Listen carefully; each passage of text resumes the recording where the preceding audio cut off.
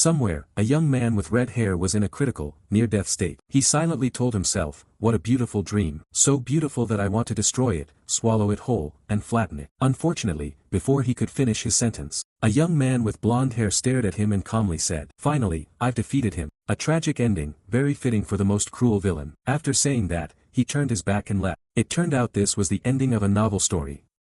Just now, Nam Woo-won, wanting to complete his series, arranged for the strongest villain to die at the hands of the protagonist. Although this was the ending many readers wanted, to him it was nothing but trash. Clearly, this was not the ending he wanted to write, but for the sake of money, he reluctantly had to do it. When the last word was written, a strange sound suddenly echoed. Nam Woo-won startled and shivered. There really shouldn't be anyone coming here at this hour. He went to the door to check, but all he saw before him was a silent emptiness. Although quite uneasy, Nam Woo-won reassured himself that it was probably just a drunk person passing by. As he was about to return to his bedroom, a strange piece of paper fell at his feet. Written on it was, "This is a gift, make a request when you need it." Before he could even think about whether to ask for a TV or a refrigerator, the paper suddenly emitted a dark aura. Arson, the villain, appeared in front of him from within. Nam Woo-won exclaimed in shock. "What? How is he here?" Arson did not answer immediately, only displaying a bitter smile. He spoke, "So this is how I die, after all this time, all the effort spent. 10 years just to avenge those who destroyed my family, loved ones, friends, and beloved. I have lost everything. But why, even after I let go of everything, is the outcome still failure? Nam Woo-won, you must be the one who understands better than anyone, so it's pointless for me to say more." Nam Woo-won was about to say something, but Arson interrupted. "So please." At that moment, the dark energy that had enveloped his entire body earlier, he continued with a helpless smile, "Please help me, only you can change this fate, I will watch over you." Immediately after, Nam Woo-won felt as if caught in a tangle. He entered the body of the young man with red hair, gradually opened his eyes. He sat up, scratched his head, and grunted, "Did I just faint?" Suddenly, the structure of the room seemed strange, leaving him confused. Looking at his wrist, he wondered what this outfit was all about. He got off the bed, walked toward the mirror, muttering, "What's going on?" Observing himself, he saw a strange red head, and a haunting smile. The moment he looked into the impassive fox-like eyes, he realized he was apparently inside the body of Arson Adele, the most powerful villain in his novel. Moreover, in just a few days, the assassination would take place. The half-demon bloodline of the Arson family, descendants of the devil, had helped the family become one of the largest clans in the kingdom. But the family declined because of the 6 major clans, leaving only Adele. That is his story, and also the reason he became a villain. He tried to take revenge but ultimately failed. So he brought Nam Woo-won, the one who created him, here. In a few days, he will be killed by the cavalry of the 6 great families. Powerless, he activated the status window. Adele is one of the strongest characters in the novel, but still cannot compare to the superpowers that Nam Woo-won gave the main characters. The status window displayed information. Half-demon race, chaos setting, swap talent, a dark attribute, killing intent, mana control, mana 341. No matter how much charm the villain has, Nam Woo-won never intended to let them defeat the protagonist. But now he cannot control mana. The setting he created to make Adele terrifying has become a double-edged sword. Racking his brains, he noticed the piece of paper on the bed. What is this? Wait, that's the paper that appeared before I entered the novel. I forgot about it, even though I don't know if it will help. I can't be picky. I remember the paper said to look at it when needed. But when he looked at the paper, it was completely blank. He cursed silently, "Damn it, am I really going to end like this?" Suddenly, a few lines appeared on the paper. "Author, if you don't know how to use the gift, please answer yes or no." Nam Woo-won trembled, muttering, "Bastard, who are you?" The paper showed a line of text, "Please write yes or no on the paper." He was annoyed. "What now, are you still teasing me?" "Alright, I'll follow your lead." He wrote, "Yes." The paper instructed on how to use buying and selling information. "I will answer anything written on this paper. Some questions require a fee." Nam Woo-won was surprised, trading information. So it knows the answer to any question. The paper explained, the more important the question, the higher the price. He requested, "Tell me how to return to the real world." The paper quickly refused, "Impossible." He cursed in frustration, "Damn it, really couldn't expect anything from this." He decided, "Then just show me how to use mana and Adele's attributes." As soon as he finished writing, mana radiated from his whole body. The paper notified, "This question does not require a fee. Control over mana and how to use the attributes have been comprehended by the body. Do you accept?" He answered, "Yes." He smiled as he felt the mana. The first attribute was darkness, the ability to disable 5 senses of the opponent. When activated, a black hole appeared on his hand. He was pleased, success. Normally it's bigger, but this is fine. Next was Killing Intent, a power that restrains the opponent with an aura. After using it, he continued to succeed. Knights and trained soldiers could withstand it, but this was still effective against ordinary people. He thought he only needed to learn the transposition ability now, the skill to swap position with any chosen object, the ultimate assassination skill. When activated, a magic circle appeared beneath his feet. He was satisfied but could only teleport within a 20-meter range, much weaker than in the novel. If he trained, he looked ahead and decided to try using the armor. He used teleportation, expecting his body to merge into the armor, but was instead thrown backward. A loud noise rang out, and he fell flat on his backside. Damn, it seems he couldn't get it right on the first try. Outside, the sound of hooves and people grew closer. The soldiers shouted loudly, "Hurry up. This time we must kill him." But Nam Wu-Wen remained determined, willing to try 10 times, no, 100 times if necessary. He would survive. Meanwhile, at the Arson family estate, a group of people entered. Seeing so many people, 2 servants grew worried. A tall man, with eyes full of murderous intent, looked down and asked, "Where is he?" This man was Count Leon, captain of the Peltz Knights. The servant stammered, "He is in that room, sir." Inside, Adele heard the noise but said nothing. Leon inquired about his condition. The servant reported that the boy hadn't moved for several days. Hearing this, Leon became even more curious. Without hesitation, he knocked down the door and rushed in. Adele calmly sat in a chair to greet him. "So you've arrived. Surely you don't intend to let a kid like me survive, do you?" Leon sneered in contempt, laughing scornfully, "Ridiculous. Kill him." A soldier immediately obeyed the order and stepped forward. "Yes, sir." Not allowing himself to be bullied, Adele swiftly used teleportation 1. The soldier's sword shone brightly, causing him to panic. Adele used teleportation 1 again, teleported right in front of the soldier, stabbed once in the neck, blood splattering everywhere. Leon was surprised to see him take down the soldier in the blink of an eye. He crossed his arms and ordered, "What are you doing? Charge forward." The soldiers obeyed and immediately rushed in. Adele quickly dashed out of the room, threw the dagger to the ground, then used teleportation to relocate. His body landed safely. He decided that he must head to Arson Forest. Leon saw him escape and ordered, "He's running away, chase him quickly." In Arson Forest, Adele ran desperately, struggling to catch his breath. As he ran, he calculated, even if he was lucky enough to escape the knights and leave the territory, he wouldn't survive. So, he would go through the gateway in this forest to enter the demon realm. The demon realm is currently suffering heavy losses due to war with humans. If he demonstrated enough talent, they might accept him. But the problem is, Adele stopped to rest and suddenly heard a noise. He suspected they had caught up with him. Leon's soldiers had entered the forest. He ordered them to spread out and search for him.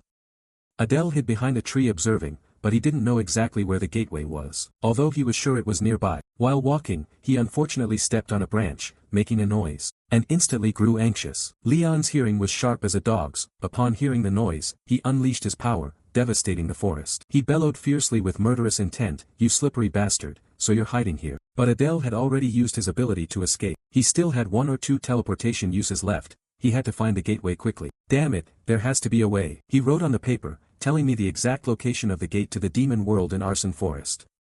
The paper replied that the information was not free, requiring payment of 100 gold coins or an artifact at relic grade or higher. Being asked to pay such a large amount of gold, Adele was confused. "Damn it, where am I supposed to get that now?" No sooner had he finished speaking than a shockwave hurtled towards him, causing him to fall hard to the ground, in pain. Leon, wielding a sharp sword, stood before him. "You run away because you want to live, right? Adele, today you will die here, whether you want it or not." Even after being beaten to a bloody pulp, he still stubbornly said, "Don't make me laugh. I am not going to die." He thought there was still a way. "Whether I live or die, I'll take the risk and see what happens." Seeing him like that, Leon wondered, "Are you still going to resist to the end? After all, you are the master of the household." Adele clenched his sword tightly, annoyed. "Why do you all act so noble when in reality you're just a bunch of grown men ganging up to catch a kid? Or maybe you should switch to being a babysitter. I guess even that would be too hard for you to do on your own." Adele's taunts angered Leon. "I intended to send you off without any pain, but now I will pierce your heart with the sword that the Baron granted." Leon charged forward with his sword, saying, "Die." Adele smirked proudly.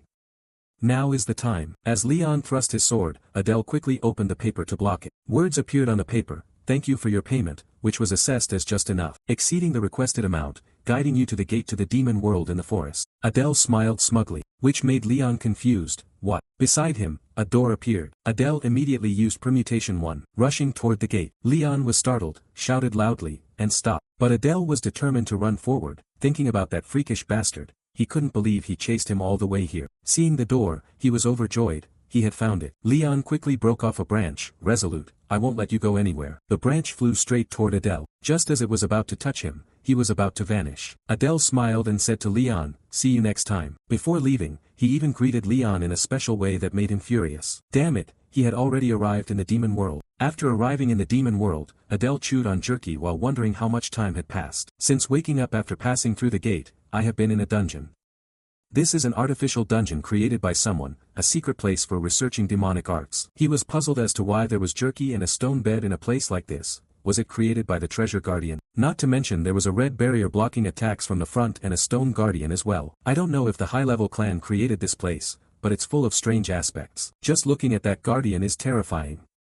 If I charged now, I'd probably be crushed. Suddenly, a piece of paper glowed, attracting Adele's attention. Written on the paper was, this is the only time you are forgiven for bringing out items not owned by you as a bargaining chip. If not complied with, the exchange of information will not take place. Adele was sweating, thinking this guy must be crazy, so this time he's letting it go. Suddenly he noticed something strange. That stone wall seemed unusual. I can sense these things. Suddenly, a resonating sound. You have no right. Hearing that, Adele thought maybe that was the function to disable the barrier. Too bad. He began to calculate. He needed to find another way to escape from here. That stone fell from the guard. If it really was stone, maybe everything would go his way. He immediately used permutation 1 to swap places with the stone. He escaped from there. He was delighted. Well done, it was a success. But suddenly, a monster roared loudly. In some kingdom where the sun and moon form an eclipse, someone splashed a bucket of water forcefully, cursing, idiot, why did you spill it here? That person kept scolding the child. The one standing above was the patriarch of the bear's family in the demon realm of Crete. He stepped in and said, it's really lively, probably because my daughter is about to raid the mid-level secret zone. What a trouble, if she succeeds, she will gain access to Saitan. But even if I order her to fail, she would oppose it. Only by entering Saitan can she avenge the humans who killed her mother. Would such a weakling survive in a place full of fierce demons? Crete sighed helplessly. Suddenly, a servant ran in calling, Sir, something happened. Crete was irritated. What's all this fuss about? The servant bowed awkwardly. I apologize. We heard news that an unidentified person is in the secret chamber. Crete is curious. In the secret chamber, the servant responds, yes, there is no sign they opened the door to enter, so everyone is very confused. Crete wonders if their identity has been determined yet. The servant replies, they touched the function that only you can use from inside, but we don't know who they are. Crete taps the table thoughtfully, perhaps they were forcibly summoned through the gate created in the war between humans and demons. He orders, anyway, they will die, no need to worry, just focus on preparing for my daughter's exam. The servant obeys, understood. Crete observes outside, reflecting, if everything goes smoothly, I might gain a useful pawn, of course, if they don't die in the secret chamber. Adele is brought back into the room, falling hard to the ground with a sharp scream. He is confused, what is that, a wolf?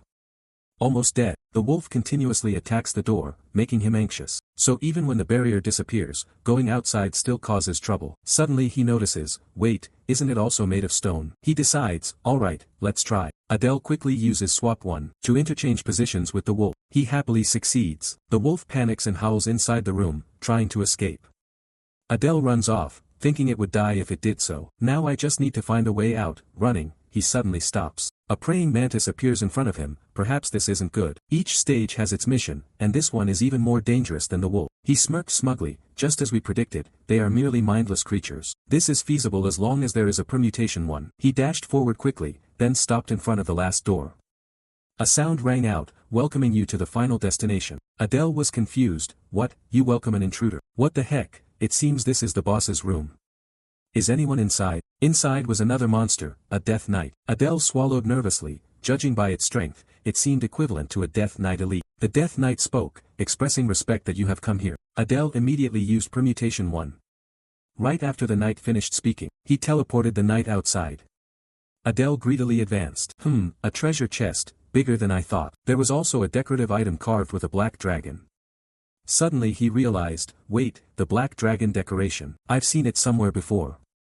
He was curious. The black dragon, among the highest-ranking noble clans, has pride like a black dragon among the 7 deadly sins, sloth, lust, gluttony, wrath, envy, greed, and pride itself, like a black dragon.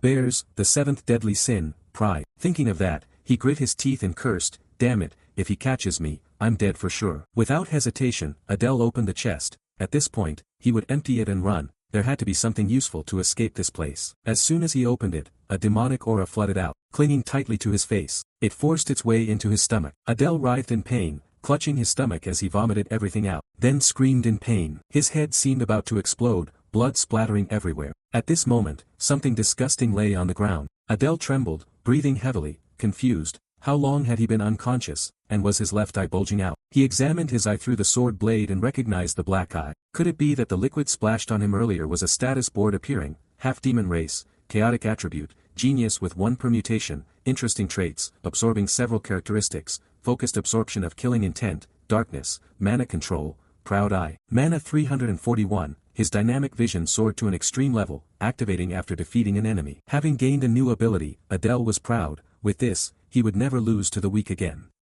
Not bad, deciding to come to the demon realm was indeed wise. After finishing everything, he decided that all necessary things were in hand. Now it was time to leave. I only paid attention to the box, but behind it was a door. What should I do? I've made quite a bit of noise, surely many soldiers are waiting outside. If I go out, I'm sure to die. Do I need to kneel faster than light to save my life? But if they discover I belong to the arson family, even if I beg, they'll kill me. I have to hide this emblem first. The Death Knight angrily shouted, open the door immediately. Hearing the sound, Adele turned around, seeing the Death Knight continuously attacking the door. His Highness is coming, open the door. Adele was confused, what? His Highness? Wait, could the reason they welcome dried meat and stone beds be because this place was created by the high-ranking families for experiments? He wrote on the paper, who is the owner of this place? He thought he had stolen the reward they were supposed to receive.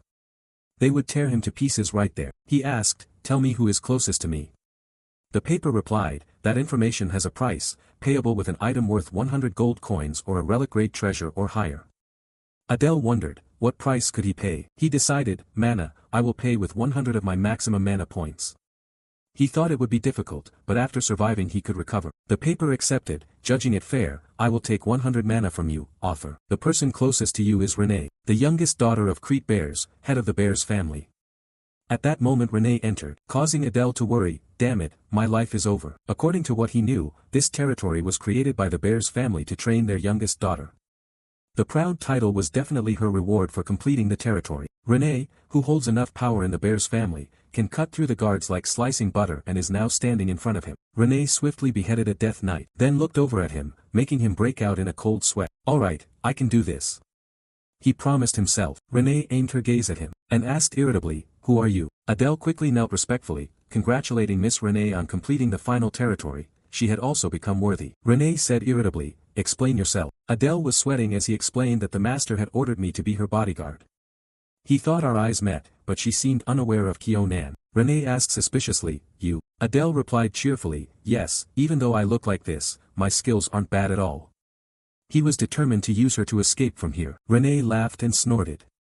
Adele grew worried, did she not believe him? He immediately used his ability to make Renee believe him, startling her. He grabbed her hand confidently and said, see? I believe I will be useful in protecting Miss Renee. Renee angrily pulled her hand back, leaving Adele puzzled. What's wrong? Is she mad? She turned away to think. Adele silently rejoiced, relieved she overlooked what he had done. He said, let's go. Please meet the master immediately, he's waiting for you. Renee agreed, okay. Adele wanted to leave first. Then I will go do the other tasks the master assigned. I need to get out of here as soon as possible. He threw the door wide open and said, I'm sure I won't be late. Suddenly Renee stopped, causing Adele to feel uneasy. Looking ahead, she called out, Father. Crete was filled with murderous intent as he smiled. Adele was shocked. Damn, why is Crete here? If he saw Kyo-nan, he would kill me. Why isn't he reacting at all? Crete asked Renee curiously, have you successfully completed the territory? Renee replied, yes, Father. Crete turned away and said, I understand. Follow me. Adele wondered, follow me? What is he thinking? He quickly followed Crete, thinking he couldn't just dismiss all of them. I had nothing left to offer on the paper either, meaning I couldn't use its power. He followed Crete to the palace, so this is Bear's mansion. Crete paused and ordered, go back to your room. The group heard this, obeyed, yes, sir. Crete said to Adele, as for you, wait here, I will call you later. Adele secretly rejoiced, he was left alone, this was an opportunity, wasn't it? No, of course not. Inside the office, Renee stood before Crete. He wondered, you have completed my final mission. You absolutely must enter the Saitan training area. Renee confirmed, yes. Crete pondered then asked, setting that aside, how is he? Renee recalled and affirmed, he is strong. Crete, upon hearing this, was pleased, I understand now, quite interesting. He stood and looked outside, because you have proven your worth, you may go to Saitan as you wish. Renee happily said, thank you, father. Crete was satisfied, thinking, I thought he would die immediately after infiltrating the territory, but he survived, even obtaining the Eye of Pride, and with Renee's opinion on him. He is definitely worth exploiting. Adele outside was worried, how much longer must I wait? In the dim light of the castle, two men appeared. A subordinate bowed respectfully and gestured to Adele, this way. He pushed the door open, announcing, I have brought him, master. Upon entering the room, Crete's face appeared like a demon from hell. Adele immediately felt fear, his mind confused. The master of the house, what was he thinking? He bowed his head, careful and fearful, knowing that a single mistake could cost him his life. Why would you let me live? Crete gave a twisted smile, a fierce sound resonated, you bastard. He unleashed his power, the sound echoing throughout the dark castle. Indeed, you fooled my daughter very well. The sudden attack caught Adele off guard, pain spreading through his body, he could only grit his teeth and endure. Under Crete's immense power, he could not resist and collapsed to the ground. He shouted loudly, you have no intention of killing me. Crete hearing this withdrew his power, smirking, released. Adele exhaled, gasping for air, his body still trembling. He thought, demonic energy is truly astonishing. Crete, with the demeanor of a supreme being, smiled triumphantly and said, you're also quite quick-witted. Looking at Adele, he continued to ask, what is your name? Still afraid, Adele dared not delay and answered immediately, I am Adele. Hearing that name, Crete seemed to grow even angrier, Adele. He was once again controlled by power, not understanding why he was enraged, his body aching and weak. He asked, what do you want from me? Crete commanded, his voice demanding obedience from others, open your mouth. His wicked face showed a satisfied smile, you just need to continue what you said to my daughter. A horrific creature advanced deep into Adele's throat. His mind felt as if it were being invaded. Crete's increasing power caused him excruciating pain. A dark sound echoed, warning that if he harbored any other thoughts, this poison would tear his heart apart. Adele screamed in despair.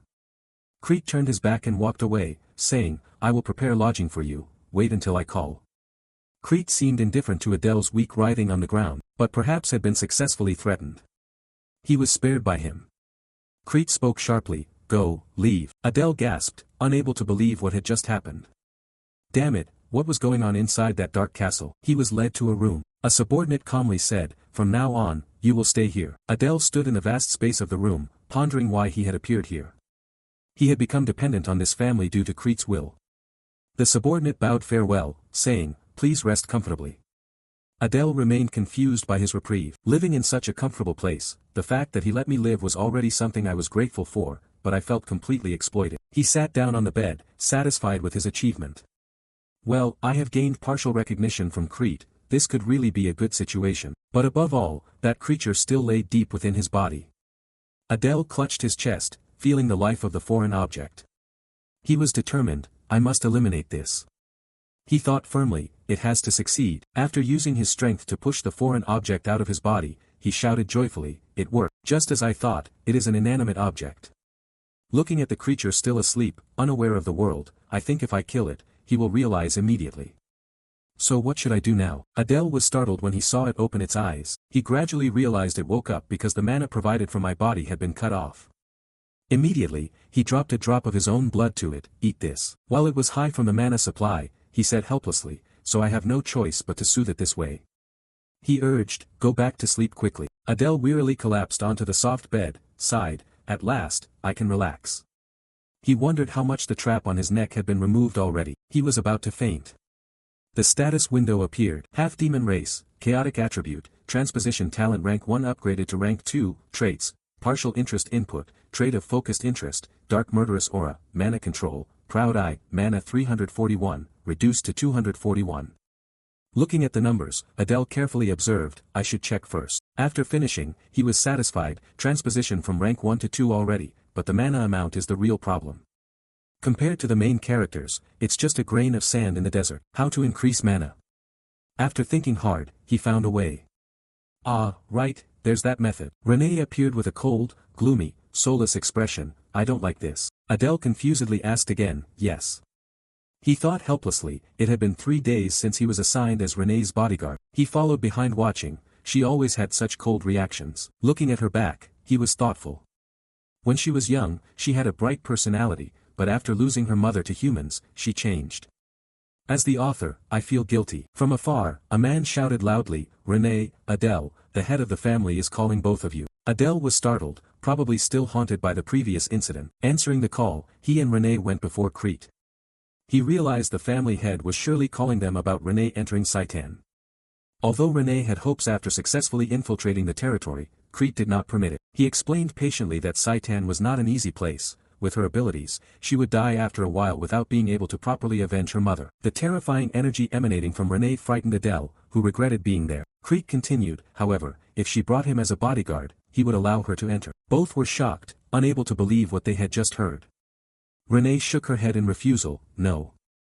Adele wondered if she hated him that much. He recalled that Saitan was the demon world school, where promising children gathered. They constantly clashed with the Royal Academy, where the protagonist studied. In that context, many students, including Renee, died.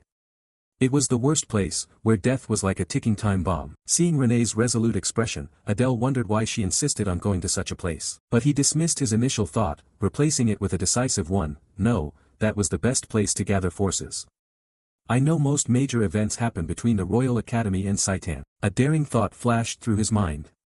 Yes, let's give it a try. He quickly accepted Crete's request, but added, I have a request as well. Seeing Crete's serious face, Adele hesitated slightly. If I'm going to be dragged there too, I should take whatever I can. He clearly proposed, and I requested something related to mana. Crete laughed heartily, as if he already had the upper hand.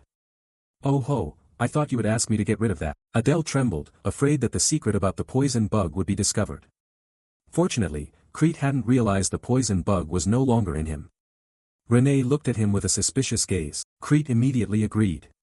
The arrogant bastard, the request isn't difficult, I will listen to you. Crete commanded Renee, you may go now. Renee bowed respectfully, yes. She walked toward the door but turned her head back, casting a deadly glance. Feeling that terrifying power, he thought she must hate the idea of going with him that much. Only Adele and Crete remained in the room. He wondered what the old man would give him, a mana vial, an artifact wouldn't be bad either. Crete spoke up, that is a treasure my family members can be sensitive to, so I sent my daughter away. Adele was surprised to hear that, a family heirloom. Crete unleashed his power.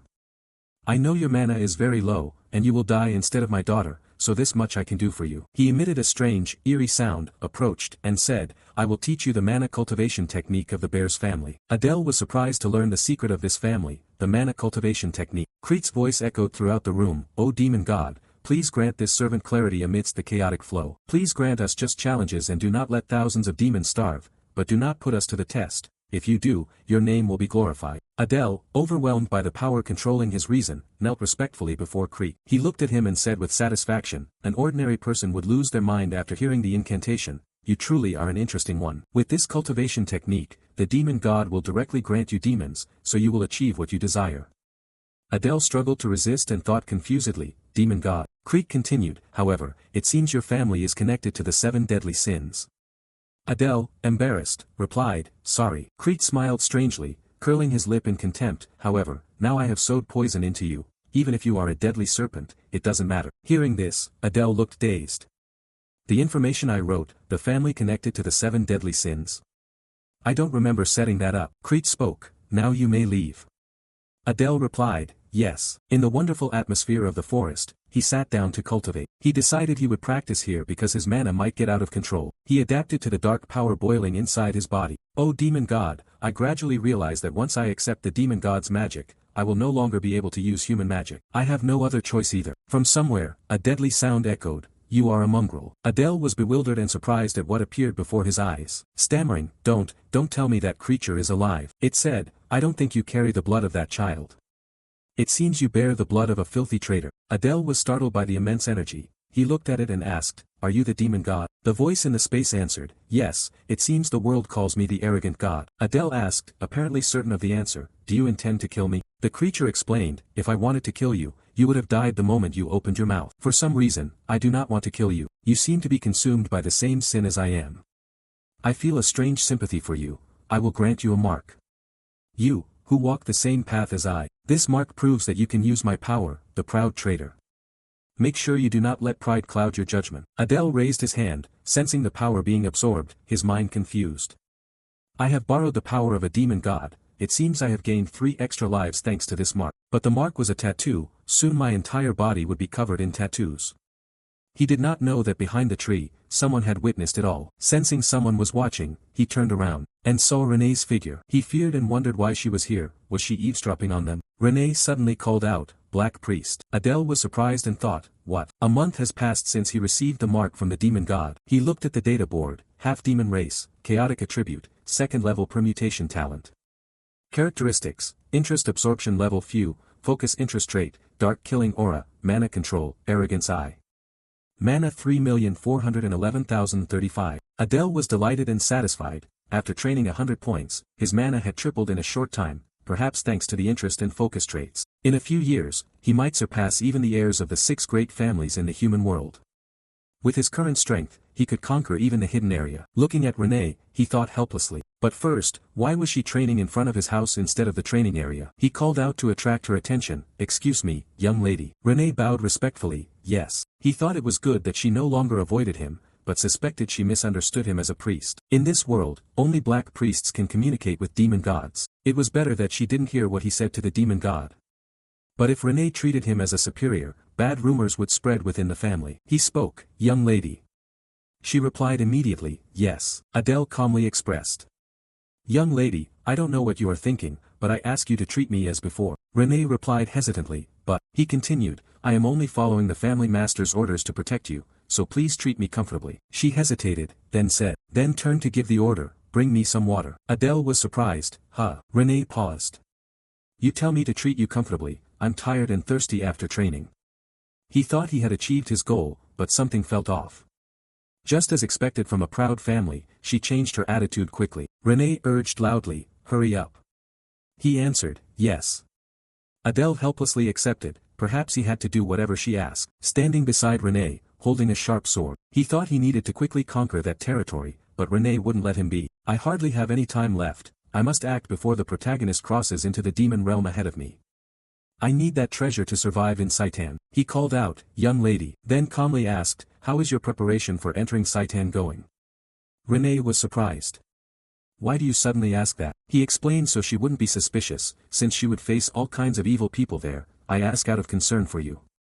She absent-mindedly replied, "I've already packed everything necessary." He asked further, "Are you sure?" Her hand was gathering items into the basket. "Why not go back and check carefully to be certain?" He persuaded her. "Later, if you realize you forgot something important, I don't want you to get into trouble." Renee looked at him skeptically and said bluntly, "What exactly are you trying to say? Get straight to the point." Adele immediately denied it, looking for an excuse, saying, "I only said that because I care for you. After all, I am your escort." She seemed to see through his true nature and exclaimed, "You liar. Where do you plan to go behind my back?" Adele angrily thought, "Damn it, she's not falling for it." Renee spoke in a gloomy voice, "Do you despise me?" Adele cursed silently, "Damn it." He tried hard to justify himself, "Actually, I heard there is a territory around here I wanted to conquer. Please understand, it's only for your safety." In his mind he begged, "Please believe this excuse." After an eerie silence, Renee said, "Now I remember what I forgot." Adele was overjoyed as if he had found gold. "Then why don't you come back?" She interrupted, "Start up." The words were like a bucket of cold water poured on Adele. He mechanically asked, "Excuse me, what do you mean?" She replied, "I haven't finished starting up. I will go with you to that territory. If it's nearby, we could finish it today, right?" Adele was confused, Miss. Renee raised her voice to urge, "Hurry up, where exactly is that territory?" The image was gruesome and filled with a deathly atmosphere. Adele said, "Ah, that is the immortal territory." The immortal territory was once ruled by the Death Spirit Masters, but now it is filled with soldiers possessed by vengeful spirits. After the Death Spirit Masters were wiped out in the war between humans and demons, this place became desolate. After a moment of silence, Renee softly said, "I know that place well." Just mentioning the name of the territory was enough to unsettle Renee. Perhaps that place is at least a mid-high level territory. By now, the number of soldiers had definitely increased. Adele thought, anyway, having Renee's help wasn't bad, but the problem was moving together would make escaping the mansion even harder. If the escape was discovered, the news would reach Crete immediately. After a moment of thought, he spoke to reassure her, "Miss Renee, if that's a burden, then perhaps you shouldn't go. He continued, if the head of the house finds out you left without permission. Before he finished, Renee responded, it's okay. She added, I know a secret way out. Having said that, Renee led Adele across the forest edge, to the ruins of an ancient city wall. Upon arrival, she pointed to a low archway near the ground, surrounded by dense green grass almost hiding the path, then said, here. Adele praised, you seem familiar with this place, huh? He thought to himself, it seems she often sneaks out. Adele said to Renee, let's go, before we get discovered. She agreed, all right. After passing through the shortcut, they were suddenly faced with a majestic mountain landscape towering high.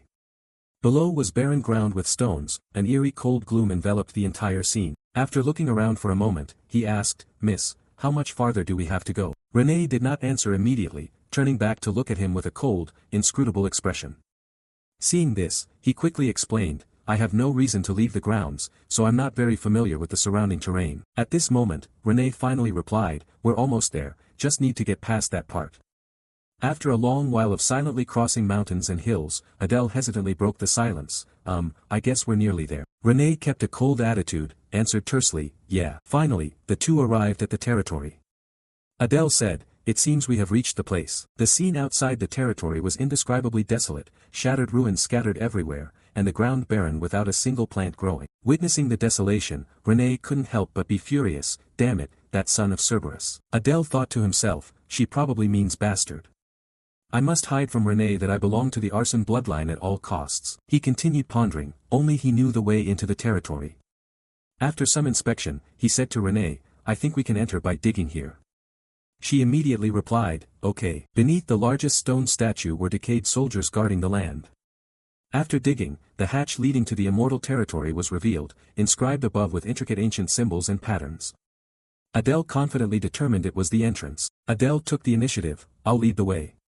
But Renee refused, no, I'll go first. Deeper inside was a corridor brightly lit by torches. Adele exclaimed, it's brighter inside than I expected. Standing before the ancient but gloomy castle, Renee announced, over there. We have arrived at the right place. Adele thought, this place is on a different level compared to the bear's territory. I bet there are at least 100 new graves here. Renee signaled, let's go. Adele responded, all right. As soon as the two moved, the ground swarmed with human skeletons controlled by magic, emerging from the dirt, suddenly surrounded by enemies. Adele said to Renee, young lady, I entrust this task to you. Do you agree? Very well. Without hesitation, Renee grabbed her sword and charged in, to fight the surrounding soldiers. Seeing her rush into a deadly battle with his own eyes, Adele silently marveled that his decision to come with her was absolutely right. He shouted loudly, there must be a death necromancer controlling at the end of the monster horde. I will catch up soon. As soon as they were struck down under Renee's blade, the skeleton soldiers immediately revived just as before. Renee was uneasy, they're coming back to life. Not far from the skirmish, the mastermind continuously controlled the soldiers through a magic orb. You're bold to come here. He ordered, eliminate the intruders, finish off the enemies. Renee shouted anxiously, they just keep reviving, what do we do? Adele ran over to her, speaking while running, it's because of that sorcerer. He continued, don't stop, keep moving forward. Young lady. At the same time, a skeleton soldier charged toward them. Adele quickly killed one and suggested, I have a way to easily clear these. Without needing an explanation, Renee immediately responded, got it. Without delay, the two simultaneously ran toward the leading sorcerer, ordering the undead soldiers to block them. Adele shouted, we just need to get close to him. Adele thought, everything will end when we break the sorcerer's orb. Finally, I can use the new ability of the two-way swap. A giant skeleton soldier suddenly appeared and advanced to attack. Adele thought it wouldn't be that easy. He shouted, Miss Renee, charge forward. The giant skeleton soldier was struck head-on by Renee's slash. His body shattered into pieces. Seizing the opportunity, Adele and Renee coordinated to execute the plan to eliminate the sorcerer. Swapping the two designated teleportation points, Adele considered that the new ability of swapping two might be exchanging objects with each other. He activated the double swap. Kola saw the orb vanish, then became confused. Recalling the new function, Adele successfully caught the magic orb in his hand. He thought silently, got it now. The leading sorcerer shouted, no. Adele smashed the orb into fragments. Without the orb, the sorcerer lost all magical power. He vanished, roaring angrily, it can't be like this. After the sorcerer completely disappeared, Adele was delighted, we did it. Miss Renee, still not recovered from the battle, replied softly, yet. The sudden disappearance of the ghosts echoed, thank you. Looking around, Adele silently said, the tragedy here, it all happened because of what I wrote, please rest in peace. Unexpectedly, Renee asked Adele, is there anything else we need to do? He answered with a happy expression, yes, it's time to claim our reward. In front of them was an ancient box not far away. Adele was overjoyed, finally I have the item I needed. Dark Fang, a dagger forged from the black iron of the demon realm, it transforms darkness into mana, increasing sharpness and speed within the shadows. Eternal Full Moon, a crafted ring that absorbs and senses mana along with moonlight. Adele marveled, wow, with this dagger, I can maximize the properties of darkness. As for the ring, it's nice but I don't really need it. He turned back and asked, Miss Renee, why don't you take the ring, I will take the dagger. Renee agreed, alright then. Adele continued, okay, then let me. After saying that, he gently slipped the ring onto Renee's hand. Immediately she pulled her hand back, her face suddenly flushed. Adele thought to himself, why is she reacting like this? Does wearing a ring mean something to the demon clan? He asked, how do you feel about it? Renee answered shyly, this is awesome. Adele smiled, good that you like it. Then he sat down beside the box full of gold coins and said, since I dealt with the boss, I'll take all the gold. The sword in Renee's hand immediately pressed close to his neck. Adele hurriedly backtracked, I mean we will split every last coin evenly. After clearing the territory, the two returned to the mansion. Adele spent time doing chores for Renee or practicing mana. A month passed, his status board appeared. Half-demon race, chaos attribute, talent swapping level 2, interest rates intermittent, interest rates focused, dark killing intent, mana control, keen eye, mana 10,351,297. Adele was pleased, nearly 1300 mana, this is a mid-level rank in the demon realm, I have made significant progress. A few days later, Crete called Adele and Renee over. At the mansion, her father stood before the two, with a stern voice, saying it was time for you to enter Saitan. The moment has come.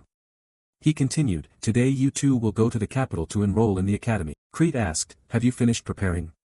Adele and Renee answered in unison, yes, sir. After hearing this, he said, go ahead, I don't think we need to say goodbye. Renee was silent and sad, then bowed and left. Adele replied, yes, sir, I will depart now with the young lady. Crete gave a private reminder to Adele, I hope you will do well. He responded respectfully, yes, sir. Outside, the carriage was ready, and the two set off immediately. Adele looked up at Crete, thinking, he said he wouldn't see us off. But perhaps the demon clan also has feelings for their children. He told himself, I'm worried about the future, but now that things have come this far, I will achieve my goals in Saitan. In the carriage, Adele noticed, since leaving, she hasn't said a word, did I do something wrong? Renee silently evaluated. At first I didn't like him because he looked suspicious, but he's more handsome than I thought. Noticing the atmosphere was too cold, Adele spoke up, haha, the weather's nice today.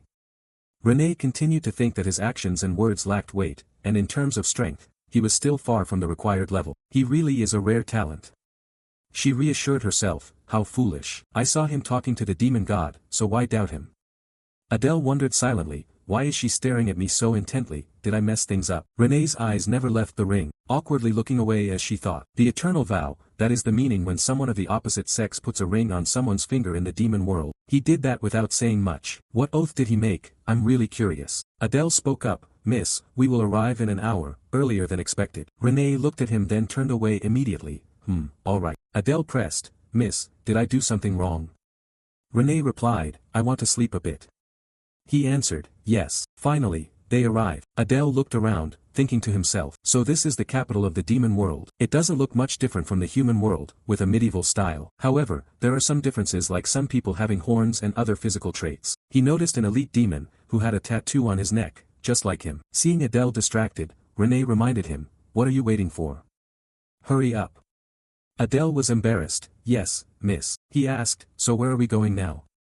Renee replied, the entrance exam is in less than 2 days, we need to register first. Adele quickly said, if it's in 2 days, how about we tour the capital until then? Renee coldly said, I'm not interested. Receiving the cold reply, Adele's usual smile faded completely. He tried to persuade, Miss, maybe you. Renee cut him off, we don't have time, let's go register. Adele thought, hasn't her past been that she never left home since her mother passed? God, I just don't understand her. Looking at the Saitan campus, he exclaimed, so this is Saitan. Amazing, it's 3 times the size of a normal university. From the front, the supervisor announced, you have completed the registration, come back in 2 days. When it was Adele's turn, he spoke up, we have come to register for enrollment. The supervisor glanced over and asked, what's your story? Adele was surprised, huh? He continued, you don't look like you're from the demon tribe. Clenching his pen tightly, he became angry, a half-demon dares to register. He shouted loudly, we may have lost the battle, but what do you think this place is? Hearing these harsh words, Adele thought to himself that he saw a bleak future ahead. The registrant angrily did not hesitate to insult Adele to his face, "It's because of small fry like you." Renee's voice rang out, "What's going on here?" She stepped over to the registration desk. Adele turned to her, feeling embarrassed. Meanwhile, the registrant looked up at her in surprise and exclaimed, "Oh, those horns, this enrollment is truly extraordinary. I never thought I would witness a child of one of the 7 great Sin tribes." He spoke softly, "If you are a candidate, please declare your clan and identity." Renee calmly introduced herself, "Bear's clan, Renee." She emphasized to the registrar, "And this is my bodyguard, he will enroll with me." Reluctantly, he filled in the information but still grumbled, "A half-demon as a bodyguard, the 7 great Sin tribes have truly lowered their standards." Renee didn't let him finish, cutting him off, her killing intent flared up, "Enough already." She drew her sword, glaring fiercely, "I will no longer stand by and watch you insult the Bear's clan." Panicked, he changed his tone to avoiding, whispered, We don't distinguish candidates by status, so please forget what I just said." Then he spoke loudly, "Please tell me your clan and your status." Adele replied, "The Pixie Adele clan." He completed the procedure and reminded them, "Registration is complete, please attend the entrance exam on the scheduled date." Adele thought to himself, during the Human-Demon War, half-demons were stronger and fought for humans, so it was natural for humans to have prejudice against half-demons. He was angry but couldn't do anything else. The two left, but Renee still held a grudge about what just happened, still sulking. Adele comforted her, "All right then, Miss Renee, now we need to find a place to stay." They both arrived at an inn not far away. Adele observed, "This place actually looks quite clean." But Renee disagreed, feeling disappointed, "The inns here are too old." Adele tried to reassure her in every way, "Because we don't have money." He thought silently, the 10 Creek gold coins given were just enough for the two of them to live on for a month. Due to the consequences of the war, the Bear's clan was poor, so he couldn't ask for more. Adele turned to Renee and smiled, "So, shall we go inside now?" The door opened, and a greeting sounded. Renee looked around as if checking the situation, while Adele kindly asked the innkeeper, "Is there any room available for 2 people for 2 days?" The innkeeper replied, "Yes, there is." The innkeeper continued to ask, "Will you share a room?" Renee was startled, blushing shyly. She was truly an innocent girl who hadn't experienced the world yet. Adele was still smiling, asking for 2 private rooms for us. Renee shyly did not dare to look back. The innkeeper was surprised, "Oh, yes." He handed over the keys and said, 2 rooms for 2 days including meals, totaling 2 gold coins, the rooms are on the 2nd floor. Adele gave the money, thinking this amount is equivalent to 200,000 won in human currency, not bad at all. Renee quickly went upstairs. "I'll go up first." Adele watched her and nodded. "I'll bring up the luggage later, Miss Renee, please rest well." She turned around and said, "All right, you too." Adele looked at her back, thinking that she had always lived in a grand mansion. This was probably her first time sleeping in a place like this. Well, she would get used to it soon enough. Dusk fell, and the sky gradually darkened. Adele thought about resting for the next 2 days. The next morning, sunlight streamed through the academy windows, the sky clear and blue. A guard shouted, "Candidates please come inside and follow the instructions." Adele and Renee moved forward with the large crowd. He looked around, so many people, could there be at least 100? When everyone gathered in the area, Adele was worried. He hadn't expected so many candidates to register to defeat humans. He had to be careful not to reveal his identity. An announcement was made, "From this moment, please present your identification and board the train in order." Adele was surprised, a train advanced directly in. Everyone was amazed. Adele exclaimed to himself, "A train, I hadn't expected this." The ship appeared in the mystical space. They said many maze-like space gates were established to block intruders, only ships could reach Saitan. Both boarded the ship.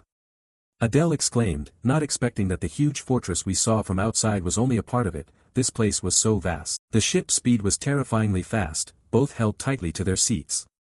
An announcement sounded, "We were about to reach Saitan, so prepare yourselves." Adele looked at the scene in disbelief. The grandeur and magnificence of the academy was truly astonishing. He said to Renee, "We've finally arrived." She only replied, "Yeah." The ship stopped inside the academy. Adele carefully helped Renee down from the ship.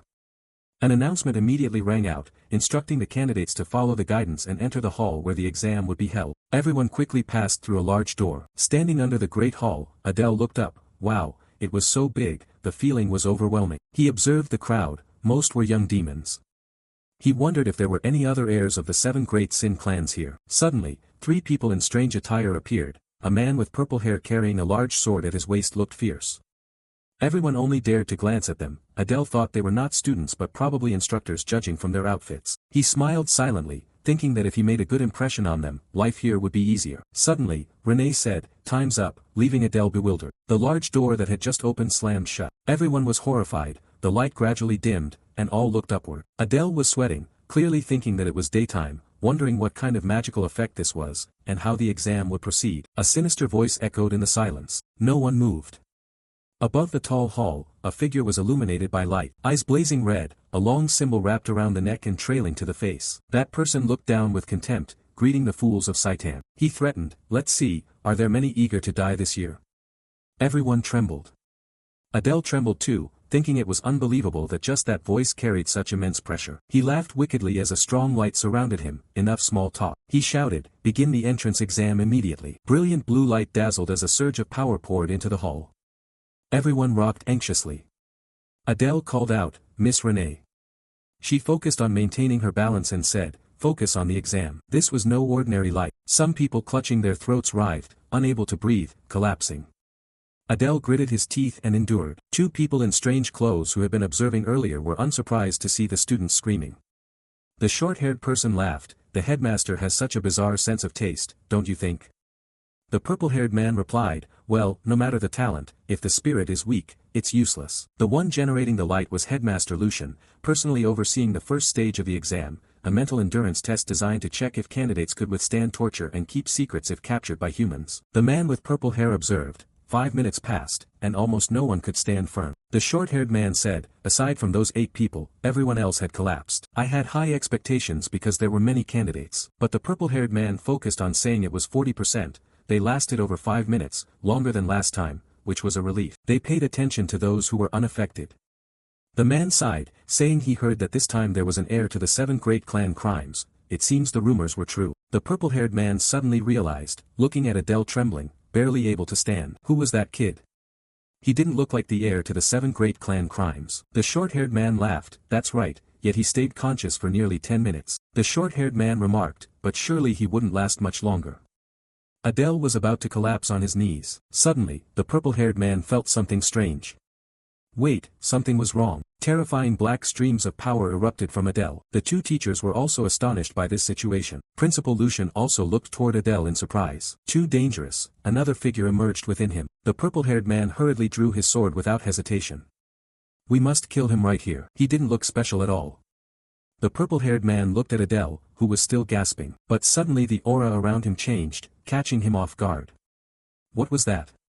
A cold murderous aura. The murderous aura surrounding Adele terrified everyone, like when people pick flowers or kill insects.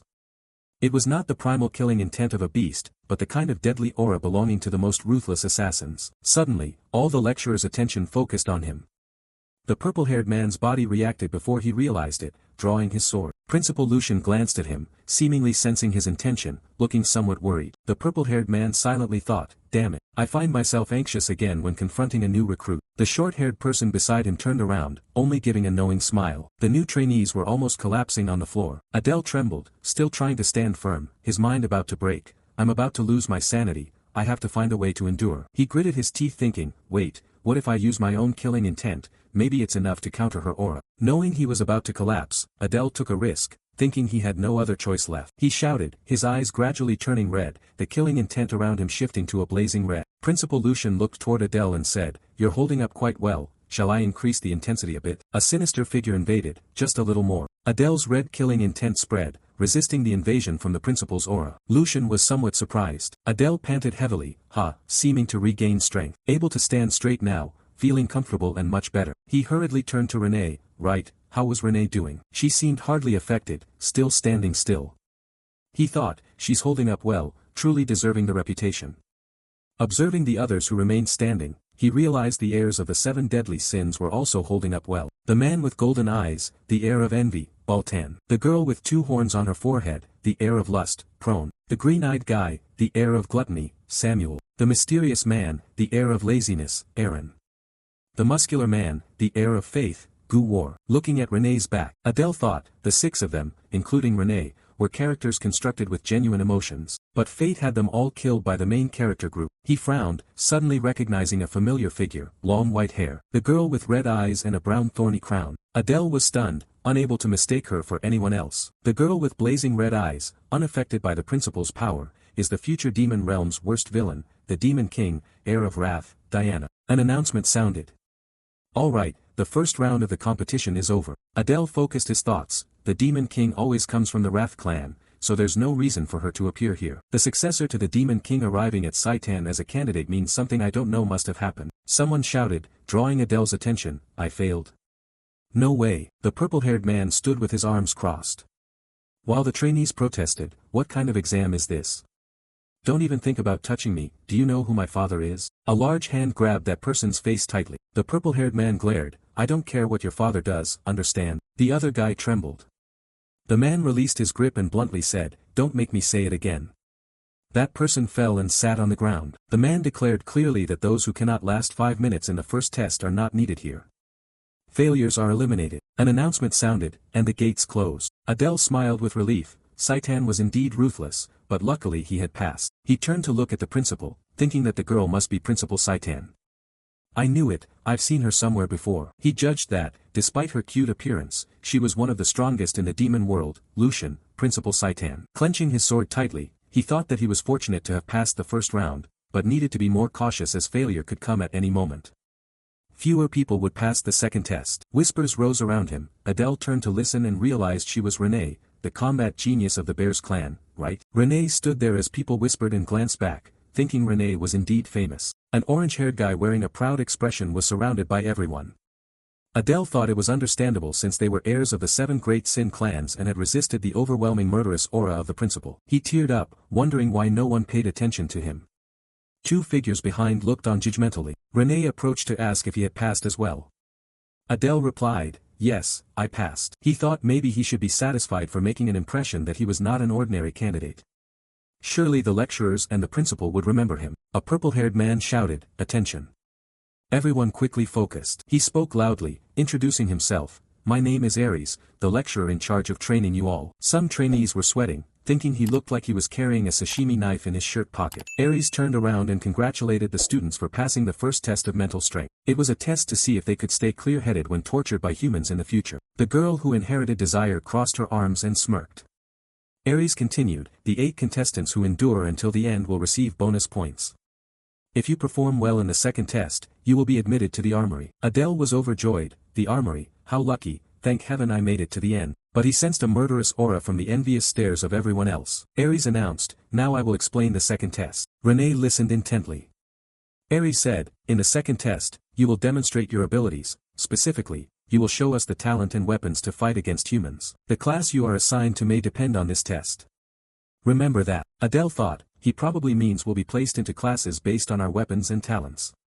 Still, I wonder what kind of humans we will face. Ares raised his hand to cast a spell. The exercise for the second test and the humans you will confront are here. A small blue light appeared, swirling powerfully, forming a giant vortex. A figure appeared, wearing a tiger's head as a helmet on the chest, holding a sharp long sword. Everyone was amazed, including Adele. Wait, isn't that Nini Cell, the strongest hero among the 6 great clans? The resolute face of a legend. Adele was surprised, why was that person here, so randomly? But Renee remained calm and turned to ask, do you know who that person is? He thought to himself, of course I do. That is Nini Cell, the head of the Cell family, closely connected to the main character in the original story. Not only close, his bloodline was predetermined from birth as the father of the main character, the Sword Saint, who created the most powerful clan solely through talent. The 2 guys beside him discussed, that's the Sword Saint, weren't they trying to eliminate us from the start? Adele looked around, thinking that others also knew him. Well, after all, he had defeated quite a few demon clans. Instructor Ares explained nonchalantly, of course we don't expect you to face the full power of the Sword Saint, he will only use up to 10% of his strength. Everyone listened. Renee turned around. 10% isn't too easy, is it?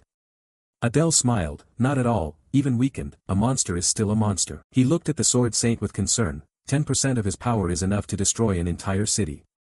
He wondered how this recruitment round would survive such a brutal test. He had an idea, there must be some criteria to pass. If possible, he wanted to use the information scroll, but we didn't have much money and the number of questions was limited. The lecturer continued to announce that, given the current level, you cannot face him alone, so we will split into teams of 4. To ensure fairness, the top 8 from the first test will be placed separately, and the rest will be assigned randomly. Adele pondered, surely among the top 8, there must be heirs to the 7 deadly sins and myself. Well, I guess I'm being supported. Renee was observed by admiring glances from the male trainees, but she paid no attention. Adele thought of those looks, now he was used to them. In contrast, he received unfriendly stares, as if they said he had drawn a lucky ticket while the others were all worthless. A small hand touched him. Renee whispered, "Get through it and come back safely." Adele smiled, "Yes, I wish you success as well, Miss Renee." An announcement sounded, "Now I will call the names, starting with Group 1. Adele's group was announced, Group 33, with Adele as leader, and members Kina, Chris, and Sanchez. He approached his team, thinking, I don't recognize these names. Aren't they minor characters without much significance in the original story? Adele gently introduced himself, "I am Adele. Nice to meet you all." A white-haired young man enthusiastically said, "Hi, I'm Chris, and this is Kina."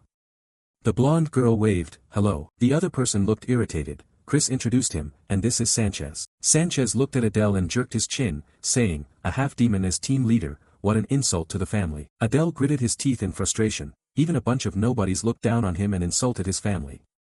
He thought he might be the heir to 7 great sins. He turned to the other 2 and said, "Well, let's just do our best anyway." He took the initiative. "First, we need to assign roles. Please share the type of weapons or abilities you use. Let's start with you, Chris." Chris demonstrated his ability. "My power is mana transformation. I can create triangular prisms, turning them into armor or swords." He flexibly wielded it. It doesn't deal high damage, but it's very versatile. Adele was pleased. "Not bad at all, well done." Next is Kina. Kina was enthusiastic. "I'm not suited for combat, I'm more of a support type." Adele asked, "A support type?" She crossed her arms and invoked a spell, "I pray to the demon god to speed up allies." Magic manifested. Kina panted heavily, "So, how is it? Feeling lighter?" Adele calmly said, "Yeah, I think so." Kina got angry, "You're really terrible." Adele backpedaled, "Ha, just kidding, don't be mad." But he thought, better than nothing, though so weak I barely feel it. Honestly, I don't know how she passed the first test. He looked toward Sanchez. "Finally, what about you?" Sanchez performed his ability and proudly showed off. "My ability is to harden." Adele smiled, "Oh, perfect for the frontline position." Sanchez barked, "Now it's your turn." With a swoosh, Adele disappeared and appeared right beside Sanchez, taking him by surprise. Adele introduced himself, "Teleportation. That's my ability." He held the sword lightly, and seeing that, Sanchez turned pale with fear. Kina and Chris praised, "Oh, awesome, teleportation is really fantastic." Adele laughed, "Haha, thanks for the compliment." But he thought, even so, who knows what variables might occur, I won't reveal all the details of my ability just yet. Adele assigned roles, very simple, Chris and Sanchez good at defense up front, I stay in the middle, Kina supports from the back. Everyone okay with that? Kina agreed, "Sounds good." Sanchez had no objections. Announcements rang out, "We will begin the second test. Each group get ready." Adele turned. Finally it was starting. The instructor called Group 1 to step forward. Adele stared intently. Despite facing the Holy Swordsman, their eyes burned with the fighting spirit. The Holy Swordsman swung his sword, with just one strike. The entire group scattered in all directions. One member got hit in the stomach, rolled on the ground moaning. Adele was stunned. "I didn't even see him move. Was that really only 10% of his strength?" The instructor called next. Group 2. Just like Group 1, Group 2 took hits. Everyone watching grew worried. Groups 3 and 4 stepped forward. 2 members from Group 4 approached the instructor. "It's useless, we're sure we'll lose." Aries was silent for a moment then said, "Alright, you 2 can skip the test." The other 2 continue, "Okay." One replied, "Yes, we will try." Adele sensed, are they really going to continue? I understand now. That's probably the condition to pass the second test. Chris was surprised, "What, they don't have to take the test?" Adele smiled, "Of course not." The other 2 trainees from the group of 4 prepared themselves. The instructor shouted for the group to begin. Adele watched, thinking that the 2 of them couldn't possibly handle 9 cell. He observed a bit more. Again, with just one move from the holy sword, both were knocked away. One person cried out in pain.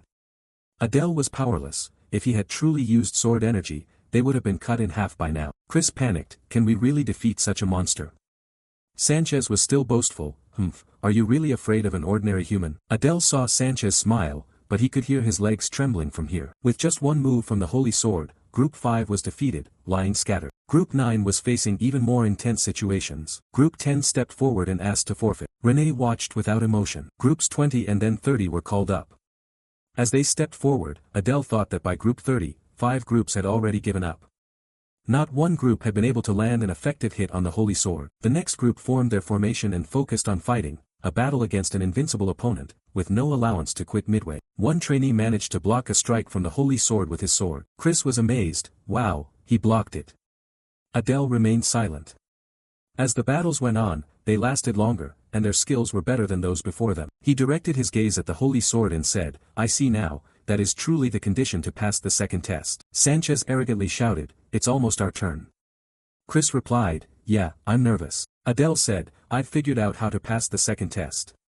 Sanchez was surprised, what do you mean? Adele smiled, the criterion is that even if you lose against overwhelming power, you still have to get up and fight to the end.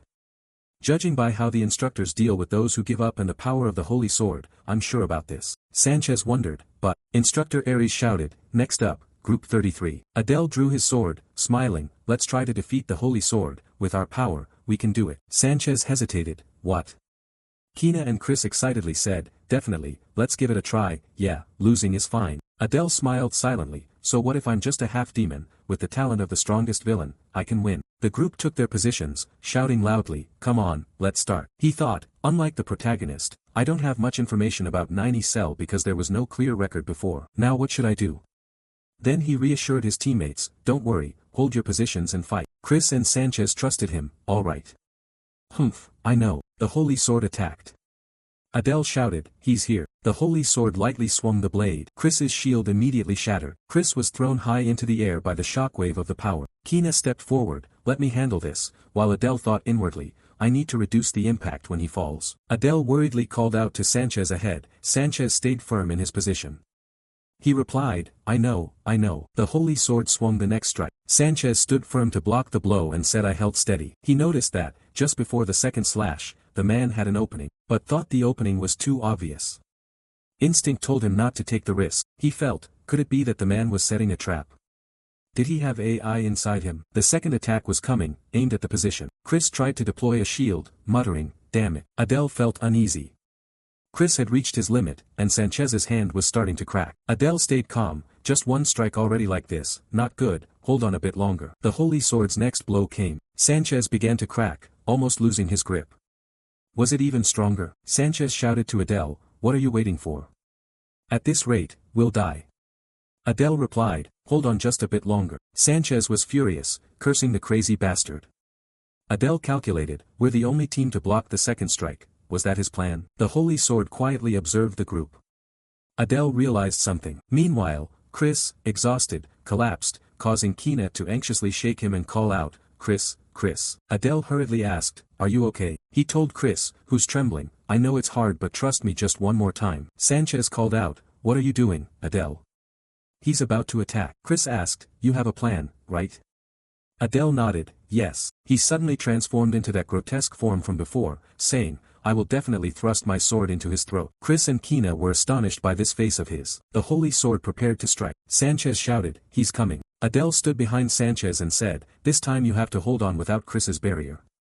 Sanchez was startled, what do you mean? The holy sword launched an attack. Sanchez couldn't defend himself and was struck away. Adele jumped up and activated the second swap, teleporting directly opposite the holy sword. As he launched his next strike, the second swap targeted. Adele leapt up and exchanged positions with his sword, standing before the holy sword.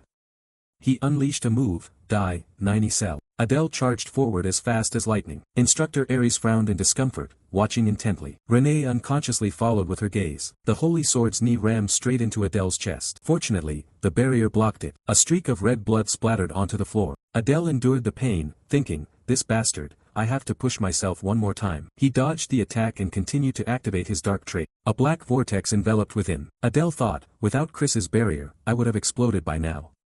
The position swap failed, but at least I trapped him. Ahead was the holy sword's back in complete darkness, not a single ray of light. Adele frowned but thought, I have dark fangs, in this space, they're stronger than any weapon. Standing behind the holy sword, he thought, I will defeat him with everything I have. The holy sword suddenly sensed something, turned sharply towards Adele, catching him off guard. At a dizzying speed, he charged forward with his fist raised. Adele thought, this guy really is a monster. He spread both arms. A red flash appeared in one eye. Adele smiled. The sword in his hand suddenly appeared in a different position behind the holy sword. Adele raised his hand in front of him. This time, the one trapped was you, Sword Saint. Not just one, countless swords appeared in the space. Adele clenched his hand tightly, activating the Shadow Fong, the dark sword dance. A barrage of blades lunged straight forward, thrusting repeatedly at the Sword Saint. Everyone outside focused intently on the whirlpool. Chris worriedly wondered what the hell was happening in there. Instructor Aries was calm. It seemed it was about to end. The whirlpool gradually disappeared, standing there as if nothing had happened. When the whirlpool completely vanished, the Sword Saint fell to the ground, while Adele was still standing. Everyone was extremely stunned upon seeing that, paying attention to the satisfied look on his face. Adele thought, in this silent atmosphere, I've done it. The orange-haired boy looked on and exclaimed, truly fascinating. Chris and Kina excitedly ran over. Chris praised, that was really amazing. Kina asked, how did you manage that? Adele smiled, saying it was just thanks to everyone's good cooperation. He turned to Kina, what about Sanchez? She replied, he's a bit stunned but the instructors are helping him recover. Adele raised his sword, that's good then. He walked over to the Sword Saint, so let's just end this, right? Chris and Kina were bewildered, ending? Isn't it already over? The Sword Saint's legs suddenly moved. Chris exclaimed in shock, what are you doing? Adele looked back, well, don't we need to be sure that he really lost? Instructor Aries stared intently. A seductive figure exclaimed, huh, with a half-demon like you, you're not bad either. The guy beside her said, but compared to her, he's nothing special. She laughed, yeah, of course. He was born inferior, no matter what, his true nature would eventually be revealed. Renee was full of murderous intent, standing and staring closely at her. She was confused, what the hell was that? Who was that person? Recognizing the horns of the bear's family, she trembled uncontrollably. Why was she looking at me like that? It's so scary. The people around whispered, it was indeed the heir of the 7 great sins. They had stepped into a threatening battle, unsure who would win. Her fervent supporters were excited, of course it's her, that girl wasn't even worthy as a side dish. She thought maybe she wasn't that weak after all. Adele suddenly realized, wait, isn't that Renee?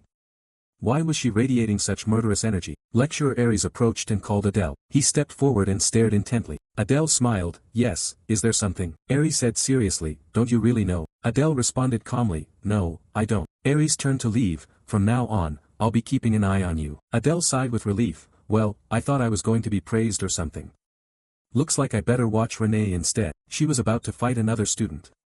Renee was full of murderous intent towards her opponent. Adele was surprised, whoa, they're still going at it. He wondered who the girl facing Renee was. With blue eyes, long hair, and a single oni horn on her forehead.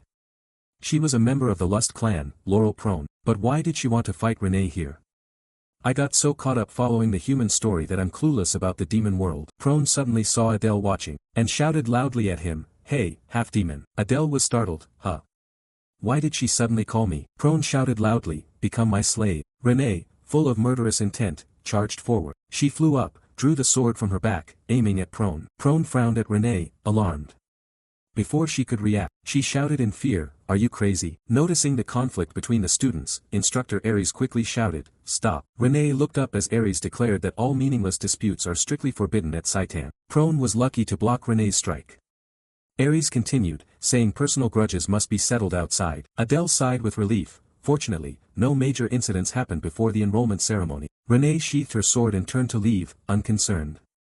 Prone stammered, thinking she must really have a problem. Adele wiped sweat nervously and approached, Miss, are you okay? Renee stared fixedly, only nodding since it was nearly their group's turn. Then she searched through her belongings, wanting to take something out. Adele was awkward when Renee took out a handkerchief and gently wiped his sweat, saying, well done. Prone was astonished, wow, what's your relationship?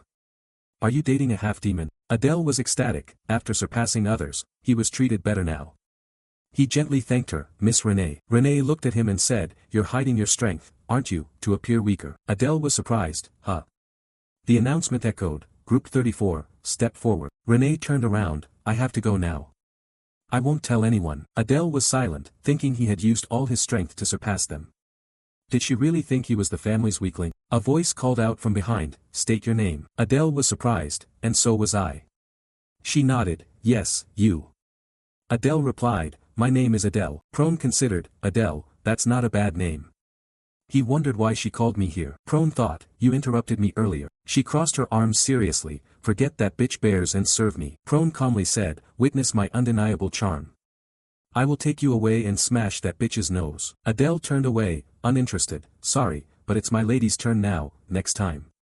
Prone was stunned. Wait, it's not working. Adele was excited, finally getting to see the full power of Renee. Her group seemed quite strong, just how powerful is she? He thought, looking forward to the rest of the 7 deadly sins children. The holy sword and Renee emitted killing intent toward each other. Adele and the others were amazed. It was such an intense confrontation, even more impressive than expected. Renee stomped her foot, her group remained calm, not a bit tense. The orange-haired guy laughed loudly. She was pretty funny too. Renee stepped toward the holy sword. Adele panicked. She's heading straight there. What is she thinking? Renee stared intently at the holy sword. Their killing intents exploded. Silent anticipation. Renee burst forth, and so did the holy sword. In a split second, both launched their attacks. Renee slashed across the holy sword wielder's body. Everyone was stunned by the scene. Not only was the sword broken in two, but his hand also fell to the ground. Renee turned and walked away. The students erupted into loud cheers. Instructor Aries was satisfied. Not bad. Everyone shouted, Renee, Renee. Adele was stunned, unable to believe it. Had she seen incorrectly? Did she really win that easily? He realized that was why Nini Cell didn't attack Renee when she approached. He had recognized the level of her strength. Prone stood beside them and commented. Renee hummed. It was a pity she didn't see that she was being mocked by the Sword Saint, but at least, if she wanted to confront me, she would have to possess that capability. Adele was amazed. She meant that if all the children of the 7 great sins gathered, they could defeat the Sword Saint. Truly. Prone replied, no one can defeat the Sword Saint right now. Maybe if the previous Demon King were still alive, possibly. Adele asked further, but what if the kids have skills exceeding 10% of the Sword Saint's power? Prone reacted strongly, are you mocking me? Anyone with eyes can see that pathetic fake name is even weaker than 10% of the Sword Saint's power. Adele looked bewildered at the fake Sword Saint. Yet, she struggled against an imposter not even 1/10 as strong as the real one. I might be the creator of this world but know nothing about the demon realm. He smiled, but this anticipation was stirring his heart. Let's see how things unfold. An announcement sounded. The next was Group 35, only the 7 great sins remain. The test became easy for them. Perhaps influenced by Renee's trial, the other children also defeated the Sword Saint. Group 40 passed, and the orange-haired guy laughed loudly. Too easy. Next is a girl. The match was so one-sided it was hard to tell the power difference among the children of the 7 deadly sins. Adele thought, however, that he knew who the 2 strongest were, so there was no need to worry. Lecturer Aries announced that the entrance exam was over and told everyone to gather in front of the podium. The trainees listened as he declared the results of the second test. All those who participated in the fight passed, regardless of winning or losing. Adele thought it was just as he expected. Those who gave up had failed. Renee remained calm, in contrast to everyone else who was joyful. Aries continued, congratulating those who passed.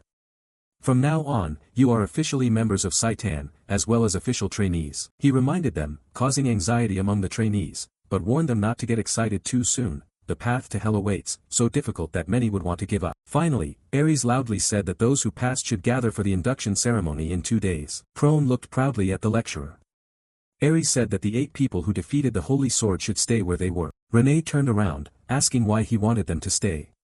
Adele smiled, thinking she must not realize that he was rewarding them with access to the armory he mentioned in the first test. Aries stepped down the stairs and approached. All of you passed excellently. As promised, I will give you the chance to enter the armory. The orange-haired guy eagerly raised his hand. I have a question. Aries agreed, go ahead.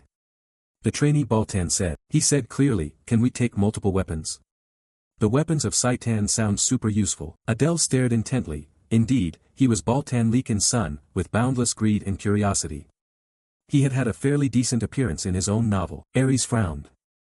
No, using too many weapons makes it hard for you to concentrate. You are only allowed to choose one. The instructor led on, saying there wasn't much time, so he wouldn't take any more questions. Follow me, and I will take you to the armory. Aries raised his hand and lightly touched the wall ahead, casting a barrier spell. A door flashed before the student's eyes. The Baltan guy was extremely excited, while Adele was astonished. This is now a privilege granted by Saitan. Whether you choose the best or worst weapon is up to you. Adele looked on skeptically. Is this really an armory? Why does the door look like the entrance to a dungeon? Instructor Aries beckoned toward the entrance. You will enter one by one, in reverse order of the second test as a precaution. Each person will be checked upon exit. Adele was suspicious. Wait, so I'm the last one. Can he just do whatever he wants? The orange-haired guy was still excited. Great, I'm going first. He approached the door, waved his hand and said, I'll pick the best one, haha. Instructor Aries frowned, told him to shut up and go in. Renee said softly, I will choose an artifact since I already have a weapon. What about you? Adele smiled, I think I'll choose an artifact too. Suddenly stopping, worried, wait, does that mean everyone else will do the same? Will there be anything left when it's my turn? Renee looked dazed. Instructor Aries called out loudly, who's next? Come in. The orange-haired guy walked out, wearing a crown on his head, showing off. Haha, isn't this too cool? Adele looked at the two who had taken weapons as they wanted, feeling a bit disappointed. Just as predicted, everyone went out with artifacts, so choosing armor is better for me. Renee gently reminded, it's your turn now. Adele looked at Renee in admiration, I see you chose a bracelet. I asked, can I ask what its attribute is? She cheerfully replied, you'll know once you're inside because there's a description. Adele was surprised, a description. Renee smiled, yes, but some items don't have descriptions. Adele nodded, I understand now. He thought to himself, some have no description. Does that mean they are worthless? I don't think so because they are preserved very carefully. Adele walked past Instructor Aries. He thought to himself, surely they have something special. Aries said, you're the last one. He frowned, coldly, if you want to say something, say it. Adele broke out in sweat, shyly asked, can I ask what it means when an item has no description? Aries replied, it means we haven't precisely figured out what it is. Adele was excited, so they haven't found its owner or what abilities it might have. Aries nodded, exactly. If you're lucky, you might get an item with amazing abilities, but if you're unlucky, you might suffer a lifelong curse. Adele was stunned. Aries urged, we don't have much time, go in. Adele stepped in enthusiastically, perhaps going last is good or bad depending on luck. The door opened, and Adele stepped inside. Looking around, the inside is quite bright and tidy, hopefully nothing surprising will jump out. He saw the door on the other side gleam, it must be over there. He stepped into the room where many items were stored. Adele passed by a red sword, wow, this is really crazy. Then stood before a long spear. This spear looks unique, let's check the description. Twin Snake Spear, a spear used by an unnamed demon to hunt soul snakes. The revenge of the snakes killed that reside inside. When a certain amount of mana is transferred, the form of two snakes will appear. Adele pondered, the description sounded important but the ability wasn't great. I already have daggers so I don't really need them. He continued to the next weapon, a star essence crystal orb, soaked with starlight once used by a skilled astrologer. Transferring a little mana, you borrow the light of stars to illuminate the surroundings. Adele turned around, not quite compatible, I can use dark element as a torch, but let's skip it. Suddenly noticing something strange, Adele was intrigued, why is this empty? I don't know what item was here. He bent down to read the description, the Great King's seal granted to the victor bestows the wearer extraordinary recovery and stamina, belonging to the owner until they die. Adele frowned, this is the Baltan worn on the head, that greedy bastard. He sighed helplessly, I removed bound items in the novel, didn't expect to encounter one here. Adele looked around, most of the good artifacts have been taken, only empty boxes remain. The serpent chains have no luxury left. The battle flag of the demon general, the emblem of noble luxury, completely empty, sigh, nothing left at all. He stopped to think, 7 great sins have taken most of the good things already. What should I do? He turned to the lone sword, thinking most armor and weapons weren't very good. Seems there's no other choice left, but if this is a cursed relic. Adele thought of something, right, I can use that method. He took paper and pen, I need to save gold, but now I will use it. He wrote, tell me about the broken sword that has no description in the armory. You must pay for this information, payment with a treasure above relic level or 100 gold coins. He recalled, wait a moment, an old item in a box without description. Tell me about the fragmentary book without description right beside it. Pay at least 50 gold coins. Adele broke into a sweat, realizing 50 gold because it tells the cost, I just need to choose the most expensive item. He calculated, there are 7 undescribed boxes in this row, I will ask them in order. He wrote, a blue-eyed hawk without description, tell me about the black stone shaped like a hawk, pay at least 1 gold coin. Adele smiled, if only 1 gold coin, then let's see its description. The description is to exchange the owner's luck with the misfortune of others. He was surprised, wow, definitely not choosing this one. Next, he wrote the next item, pay at least 100 gold, pay at least 50 gold. Adele gasped, holding the paper. Moving on to the next box, hesitating, none particularly good, only 2 left. He wrote, requesting a description of a strange weapon, this is an artifact at least at the mythic level, paying at least 300 gold coins.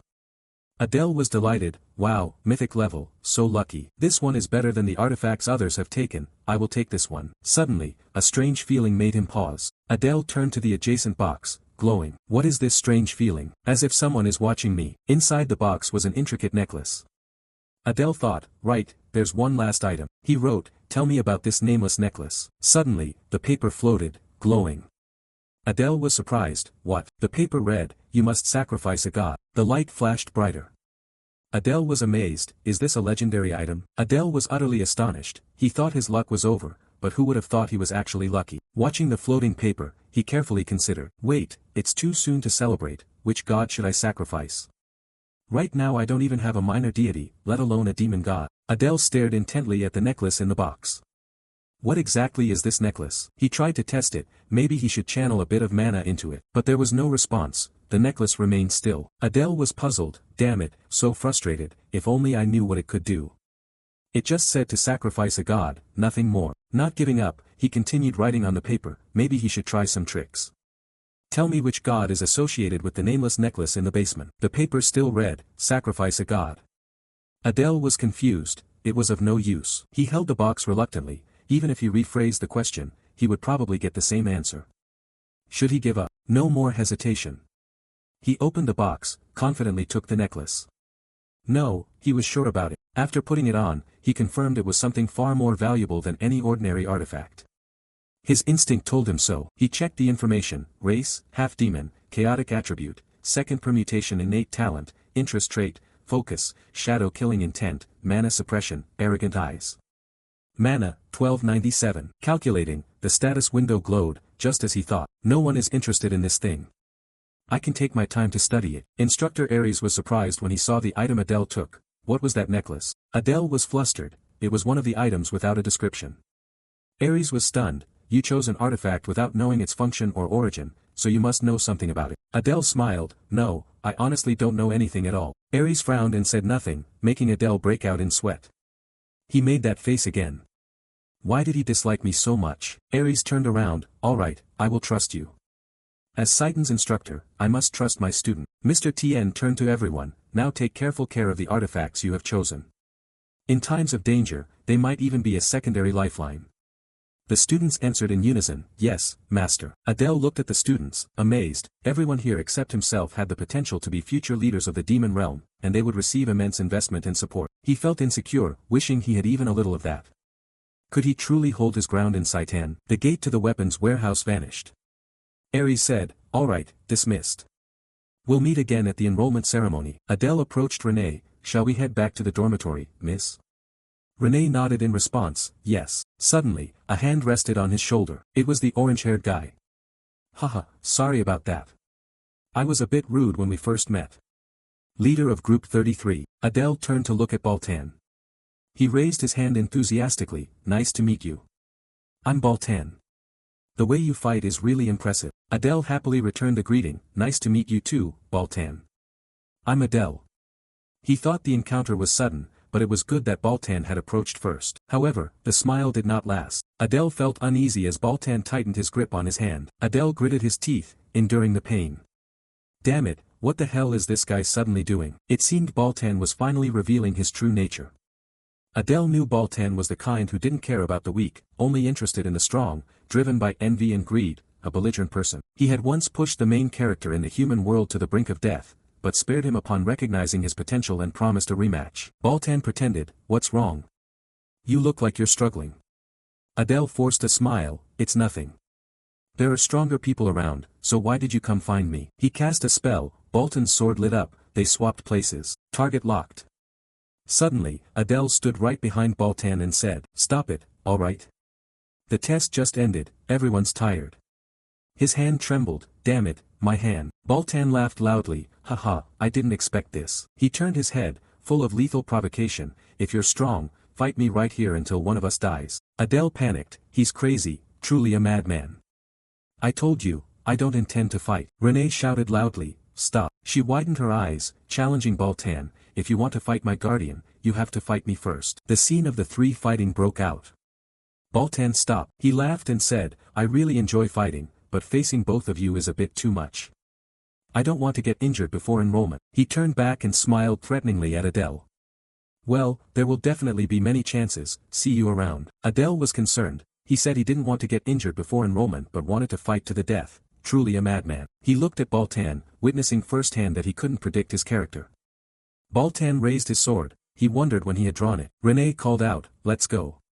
Adele turned back and smiled, "Yes, Miss Renee." He thought it had only been a day, but it felt like several days had passed, and he began to look forward to life in Saitan. The next morning, Adele woke up full of excitement. Standing by the window, he couldn't stop sighing, perhaps due to yesterday's hardships, but today he felt unusually refreshed. In front of the mirror, he examined himself. His body looked much better. He was definitely getting stronger. He happily picked up the shirt, trying on the uniform Saitan had sent. They knew where we were and sent it directly, quite thoughtful. Adele wore the uniform. Oh, it was more comfortable than he had expected. He looked it over. They said for 3 years we would only wear the uniform, but at least it was practical. He thought of Renee. He had already given her the uniform, but he didn't know how she looked in it. Should he check? Adele knocked on her door. "Miss Renee, I want to ask if you need anything before going out." The door cracked open and she said, "Come in." Renee stood shyly in the sunlight wearing the uniform. Adele was amazed and complimented her. "You look very beautiful." Renee blushed, embarrassed. Clearing her throat, she asked, "Where are you planning to go?" Adele noticed her ears were red too and thought, embarrassed.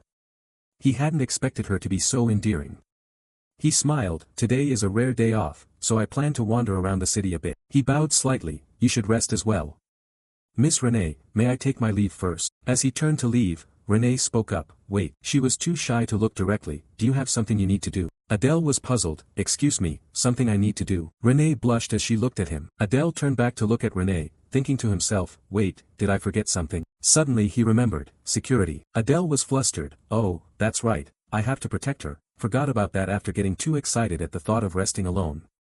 Renee turned around. "I'll go with you, let me change clothes." "Wait a moment." She was still blushing. "How long are you going to stare?"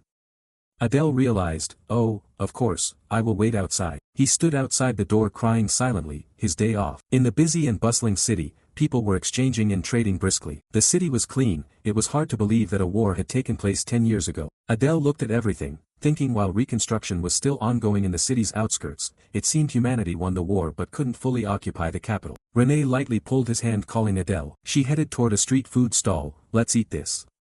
Adele looked. She meant street food. Those golden skewers, the fat sizzling on the charcoal grill. He approached to ask the stall owner, "What kind of skewers are these?" The person replied, "Marinated venison meat and vegetable skewers." Adele wondered if it was similar to chicken skewers.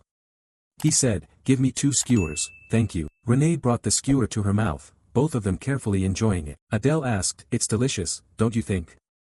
Renee nodded. It really is." He looked at her attentively, thinking, who would have thought that someone as reserved as Renee would show such expression? Maybe she was gradually opening up. They walked past a fountain in the city, deeply engaged in conversation. Adele enjoyed himself. It had been a long time since he had a real vacation. Maybe this was the last time he would be so carefree. The two stopped in front of a giant statue in the middle of the city. Adele looked up. "Who is she?" He pointed at the statue and asked Renee. Renee replied, "You really don't know?" "That is the first demon lord." Adele exclaimed, "Oh, the first demon lord. Now that I think about it, she does resemble Diana a bit." He thought there wouldn't be many chances to see the first demon lord up close. He said, "Come closer to get a better look." Suddenly, the statue's 2 eyes flashed brightly, and the necklace on Adele's neck also glowed. He grabbed the necklace in astonishment. "What is this?" "The necklace is glowing." A beam of light transferred from the statue to the necklace. Adele held on tightly, amazed. A gem on the necklace turned gray. He exclaimed, "What the hell is happening?" Renee called out, "What are you doing? Why did you suddenly pull out the artifact and look at it like that?" Still stunned, Adele looked at the statue, wondering if he was mistaken. He was sure he saw the light from the statue and the color of the necklace change. He turned to Renee. She didn't understand what was going on. Adele thought to himself that indeed, only he noticed it. The statue returned to normal.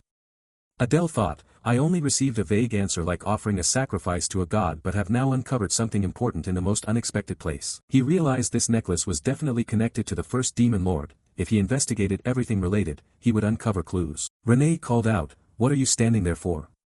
Let's go back." Adele replied, "Yes, Miss Renee." But he still thought to himself that now he was truly curious about the nature of this necklace. The next morning at the academy, the two arrived after the holidays. Adele gently called out, "Hurry up, Miss Renee, the enrollment ceremony is about to start."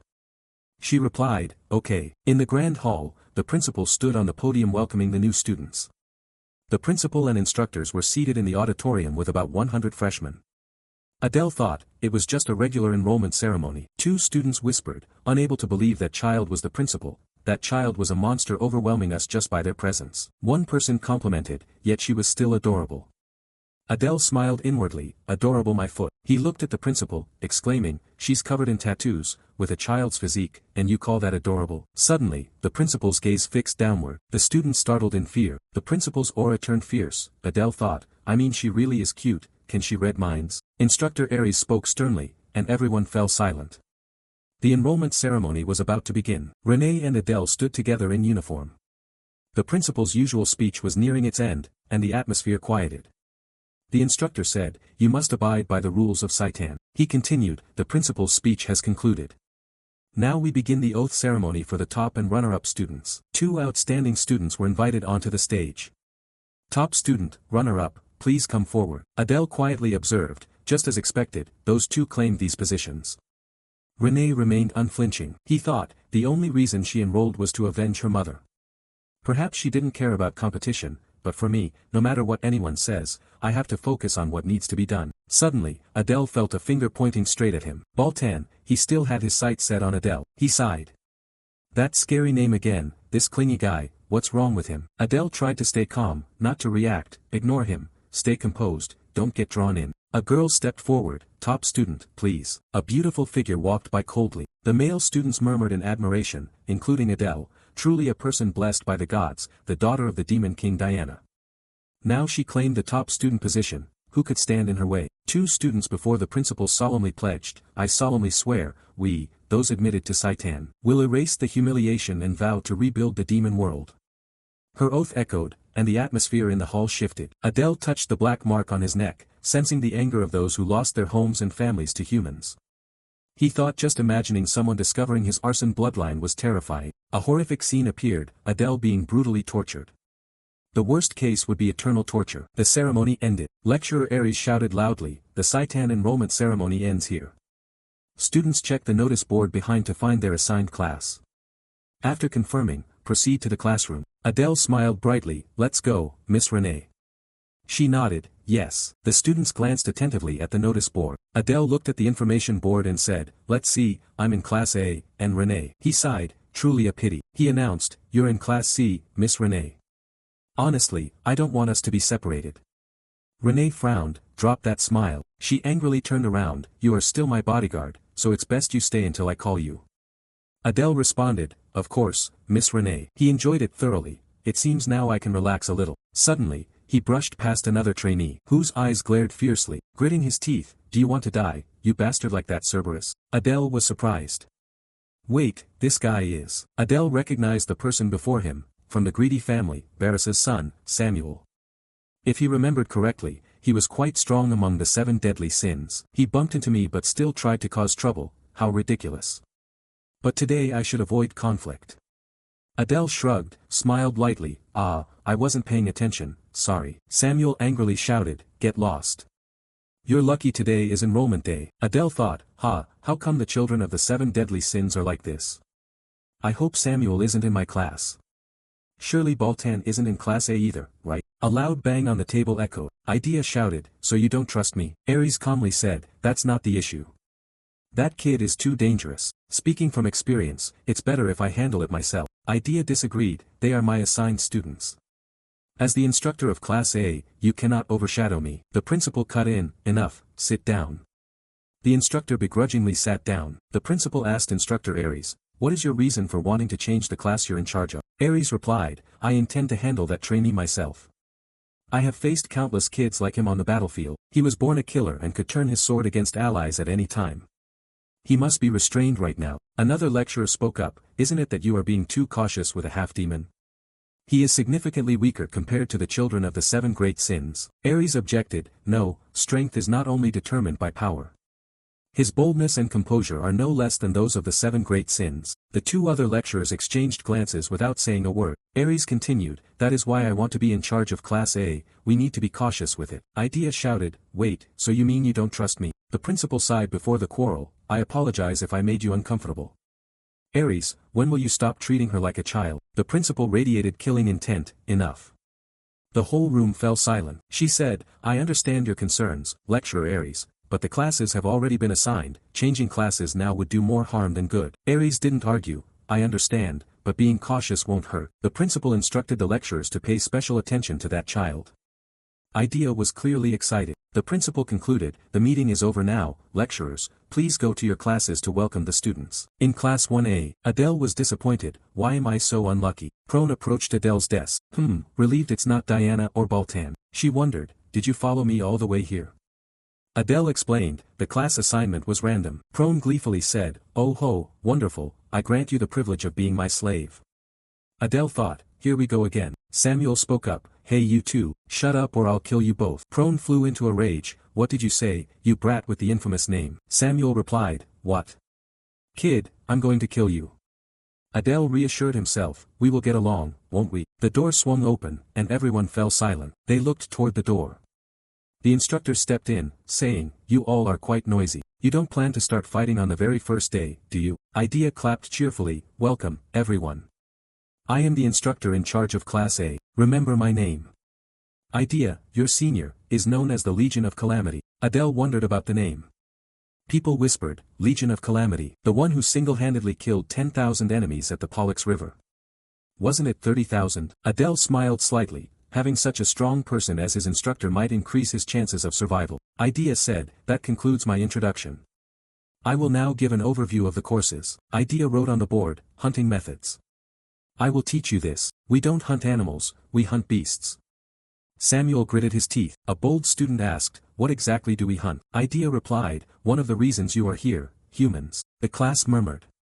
Idea continued, "I only teach hunting methods, magic and weapons are taught by other instructors." Prone thought to himself, she has quite a pretty face for an instructor. Idea said, "I am also responsible for basic physical training."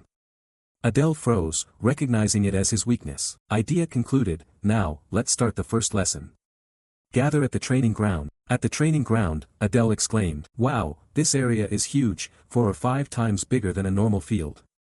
Is it meant for weapons or magic?" No one knew what to study. Idea spoke up, "Is this enough? Focus. Don't take your eyes off this."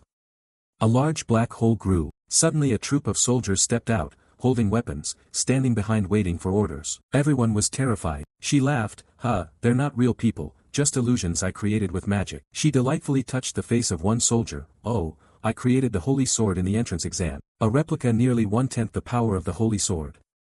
Adele thought to himself, "She's a monster. Saitan is quite formidable, but the Royal Academy is even farther beyond." Idea said, "The mission is simple, get past these people to me." Who to start with? She paid attention to the enchanting tone. "What's your name? Why not try stabbing my neck like you did with the holy sword?" Adele was scared, thinking after lecturer Aries, "Now I'm being noticed by the lecturer." Adele asked nervously, "You're not going to fight me directly, are you?" Idea suggested, "The key point is that among those soldiers there is a leader with spiritual power. When the leader falls, the soldiers collapse like dominoes. If the leader is strong, so are they. I will play the role of the leader." Adele confidently drew his sword. "Understood, Sun Tzu's art of war. To destroy an army, first capture the general. Taking down the leader in the midst of the soldiers is too easy." He smirked, "Of course you can't defeat her, so if you touch her hand or weapon, consider it a win, right?" Idea signaled to start. The soldiers attacked. Adele cast teleport too. In just 1 second he was behind Idea, pressing the sword to her neck. "Does that count as a hit, lecturer?" His breath brushed her neck. Idea. He thought, separated by a few dozen meters, but now the distance meant nothing. "At first, I could only move a few meters, this was a tremendous breakthrough. Now I can easily destroy enemy bases." Adele was proud of his abilities. Idea smiled, "Now I understand why I was told to watch out for you." She pushed the sword away. "You're through, go back to your place." Adele replied, "Yes, I understand." He thought, whether it was hostility or curiosity, he didn't know which part of himself provoked them, and they hadn't realized who he really was, right? She sheathed her sword. He kept thinking. Idea said, "Now you see what the trainees are doing, right? Those who fail will have to study extra hours." Her words caused more fear in the class. The soldiers continued to attack. Adele observed that they excelled at the basics. Just as expected from the demon race, considering they were mere mortals without much power, it made sense. But they could only take down a few if the instructor controlled them directly. The soldiers switched to other weapons targeting the trainees. One trainee screamed, "Ouch, that must have hurt a lot." He leapt up, shouting, "I'll jump over all of you." But the soldiers switched to shooting arrows directly. He cried out and fell, and everyone was helpless. Adele thought that the two swaps were too powerful. With this skill, he could aim for the top of the class. he confidently grasped his target. The next trainee, Samuel, stepped forward. Samuel approached Adele and coldly barked, "Get out of the way." Adele thought, now it's Samuel's turn, let's see if his arrogant nature measures up. Samuel emitted a blue glow that surrounded him. Adele waited in anticipation. He accumulated magic and then unleashed it, a power that affected the entire training ground, causing Adele to be impacted. Samuel wiped out the soldiers in the blink of an eye.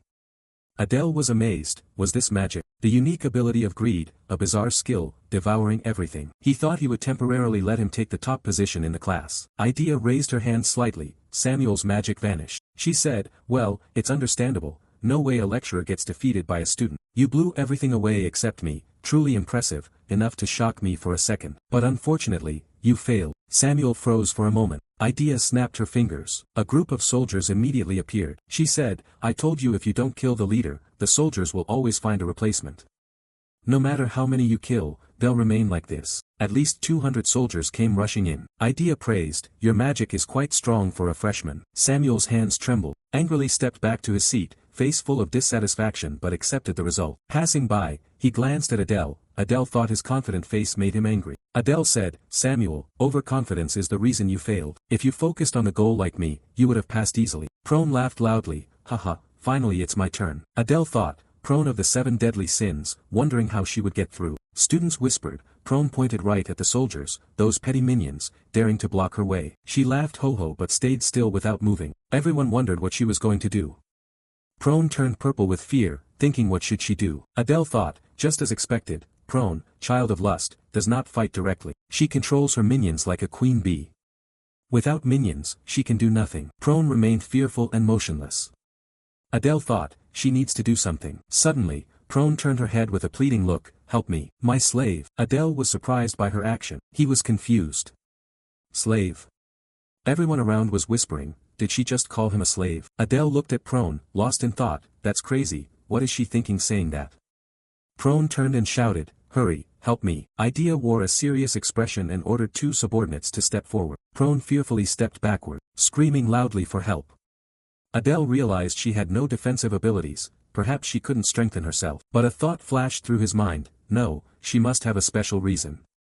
On the other side, Prone struggled against the relentless blows, helplessly crying, "Adele, save me." Another source of energy caught Adele's attention. He turned around, and saw a girl treating a boy's wounds. The boy said, "Thank you very much." The girl replied, "It's nothing, I'm glad you're not seriously injured." Adele was surprised, healing magic. But it was a power only humans used. So this child must also be a half-demon. Unexpectedly, he studied in the same class as someone with rare healing talent. "I don't remember her name, but I need to connect with her. Should I approach her now?" Idea spoke up, Student Prone is asking for your help. The test is over now, helping her up would be great." Adele responded immediately, "Oh, I understand, I'm coming right away." In fact, he blamed Prone in his mind, she chose the wrong timing and ruined my good plan." Looking at Prone's shabby appearance, he teased, "Useless Prone." She screamed, "Ouch. That hurts." Adele tore off her disguise and said, "Please stand up, it's over now." Prone sat up, tears streaming down, his body covered in wounds. Sniffling, he said, "Have you seen everything already?" He pretended to be naive, "What are you talking about?" Prone shouted angrily, "Don't pretend, you slave." Adele replied, "Well, I think you're even weaker than a slave." Prone was furious, wishing he could tear him apart. "Are you mocking me?" Idea commanded, "All right, let's clean up. Everyone, focus." The results were exactly as predicted. Idea said, "You all did well in the first lesson. Experiences like this are important to understand your own position. Mistakes help you support each other and coordinate perfectly in battle." Samuel gritted his teeth, furrowed his brows tightly, angry. Adele thought, listening to the explanation, at the Human Royal Academy, students are sorted by ability, but at Saitan, classes are assigned randomly, so cooperation is key. Her idea emphasized this. Idea spoke aloud about the only person who surpassed student Adele. Hearing this, he proudly replied, "Yes." Her deep eyes full of expectation, "I look forward to your progress." Adele responded without hesitation, "Thank you, I will do my best to learn." Around him were envious and jealous glances. At the end of the lesson, Idea turned and returned to her class for the next session. Adele hesitated, thinking, she praised me, right? But why did her tone sound hostile? She always looks for opportunities to cause trouble, trying to become Prone's slave. Can I build a faction here? The clock struck 10 o'clock. After Idea's lesson, the following classes took place. A teacher dressed in a neat uniform stood on the podium. I am pleased to meet you all. I am the instructor in charge of theoretical education. We studied the history of the demon world and the weaknesses of humans.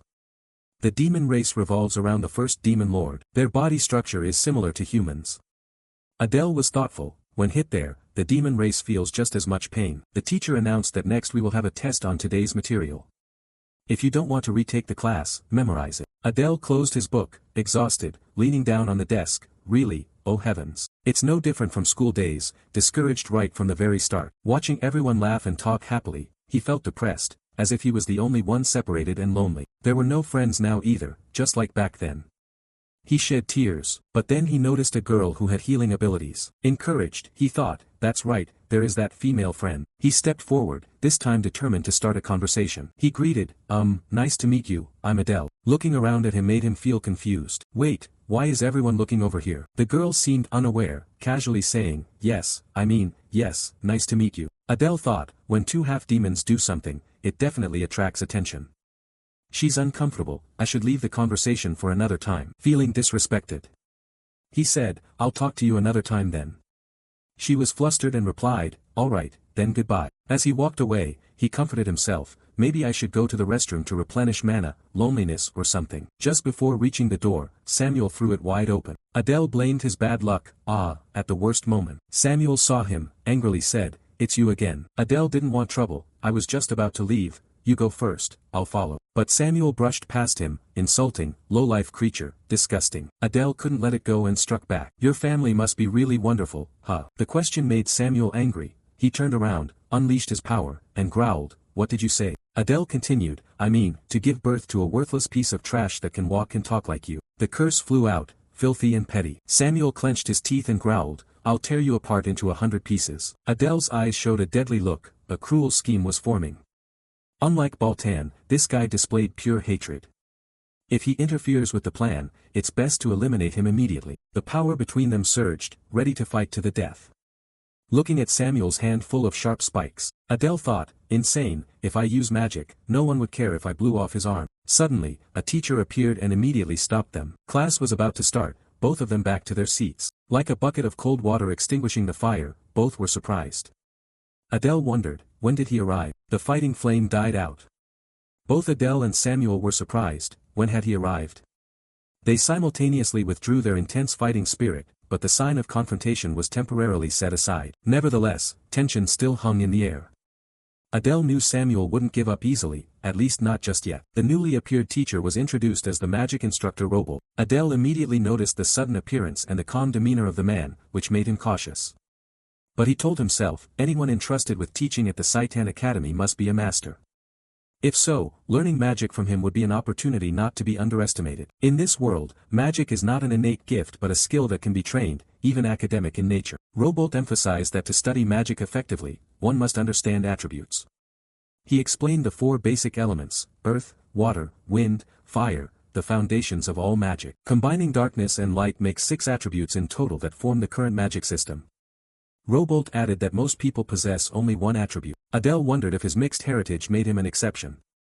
He pondered the 2 bloodlines within him. On his father's side, the Bear clan was renowned for the darkness attribute. But on his mother's side, the Arson clan was a complete mystery, never clearly mentioned. After the introduction, Robolt announced that the lesson would focus on identifying mana attributes. He instructed the students to take turns placing their hands on a special orb that changed color according to their mana attribute. The students lined up and advanced in order.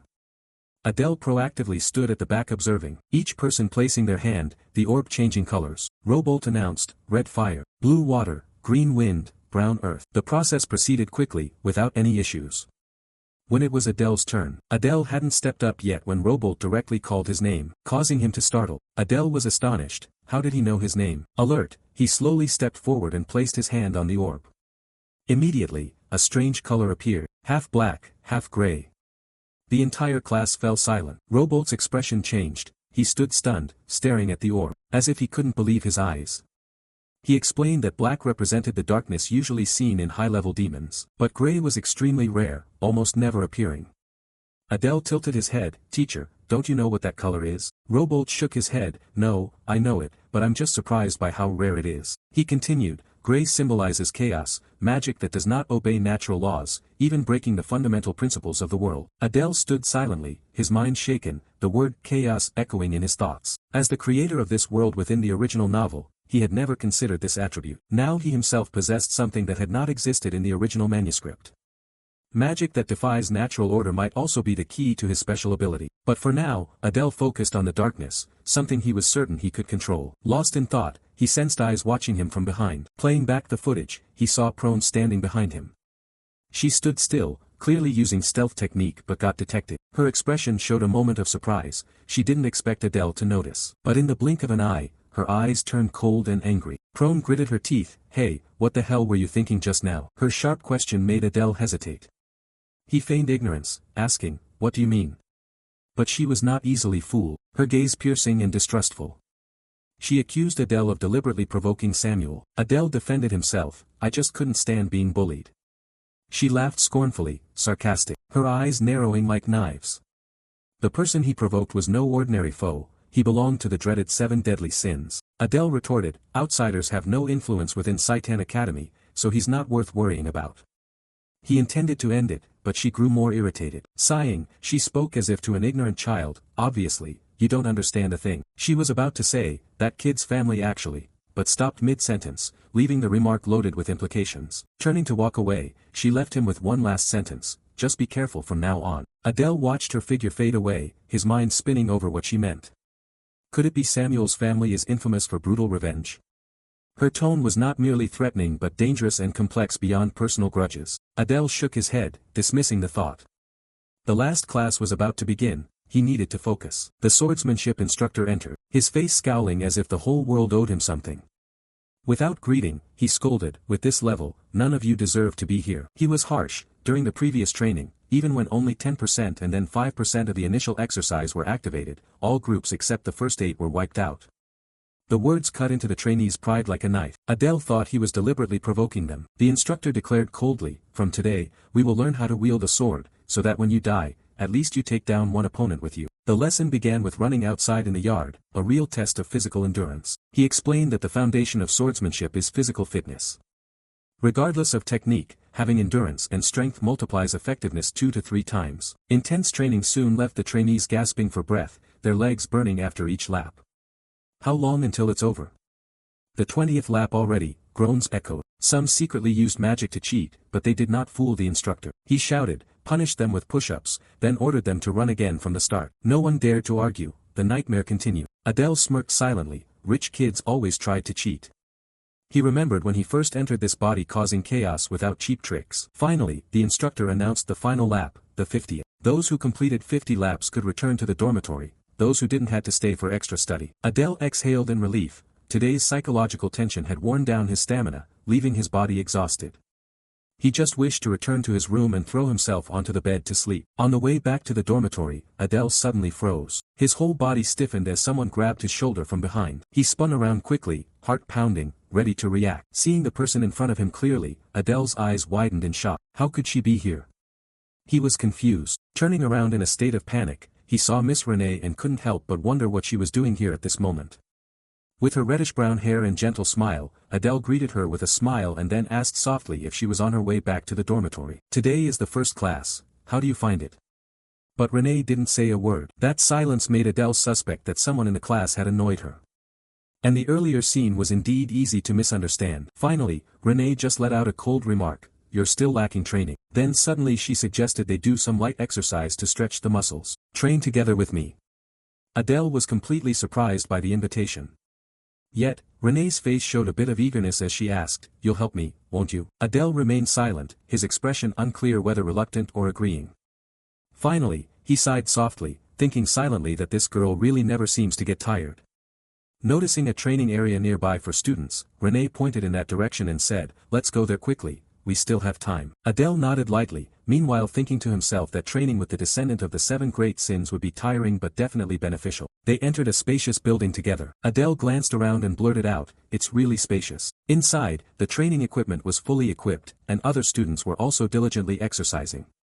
Adele nodded in approval, with such conditions, physical strength would surely improve significantly. Seeing a large barbell loaded with heavy plates, he asked, "Shall we start with this?" Then he suggested I try first, speaking while keeping an eye on the clearly heavy weight. With a mix of confidence and pride, he reassured Renee, "I've trained for years, this is nothing."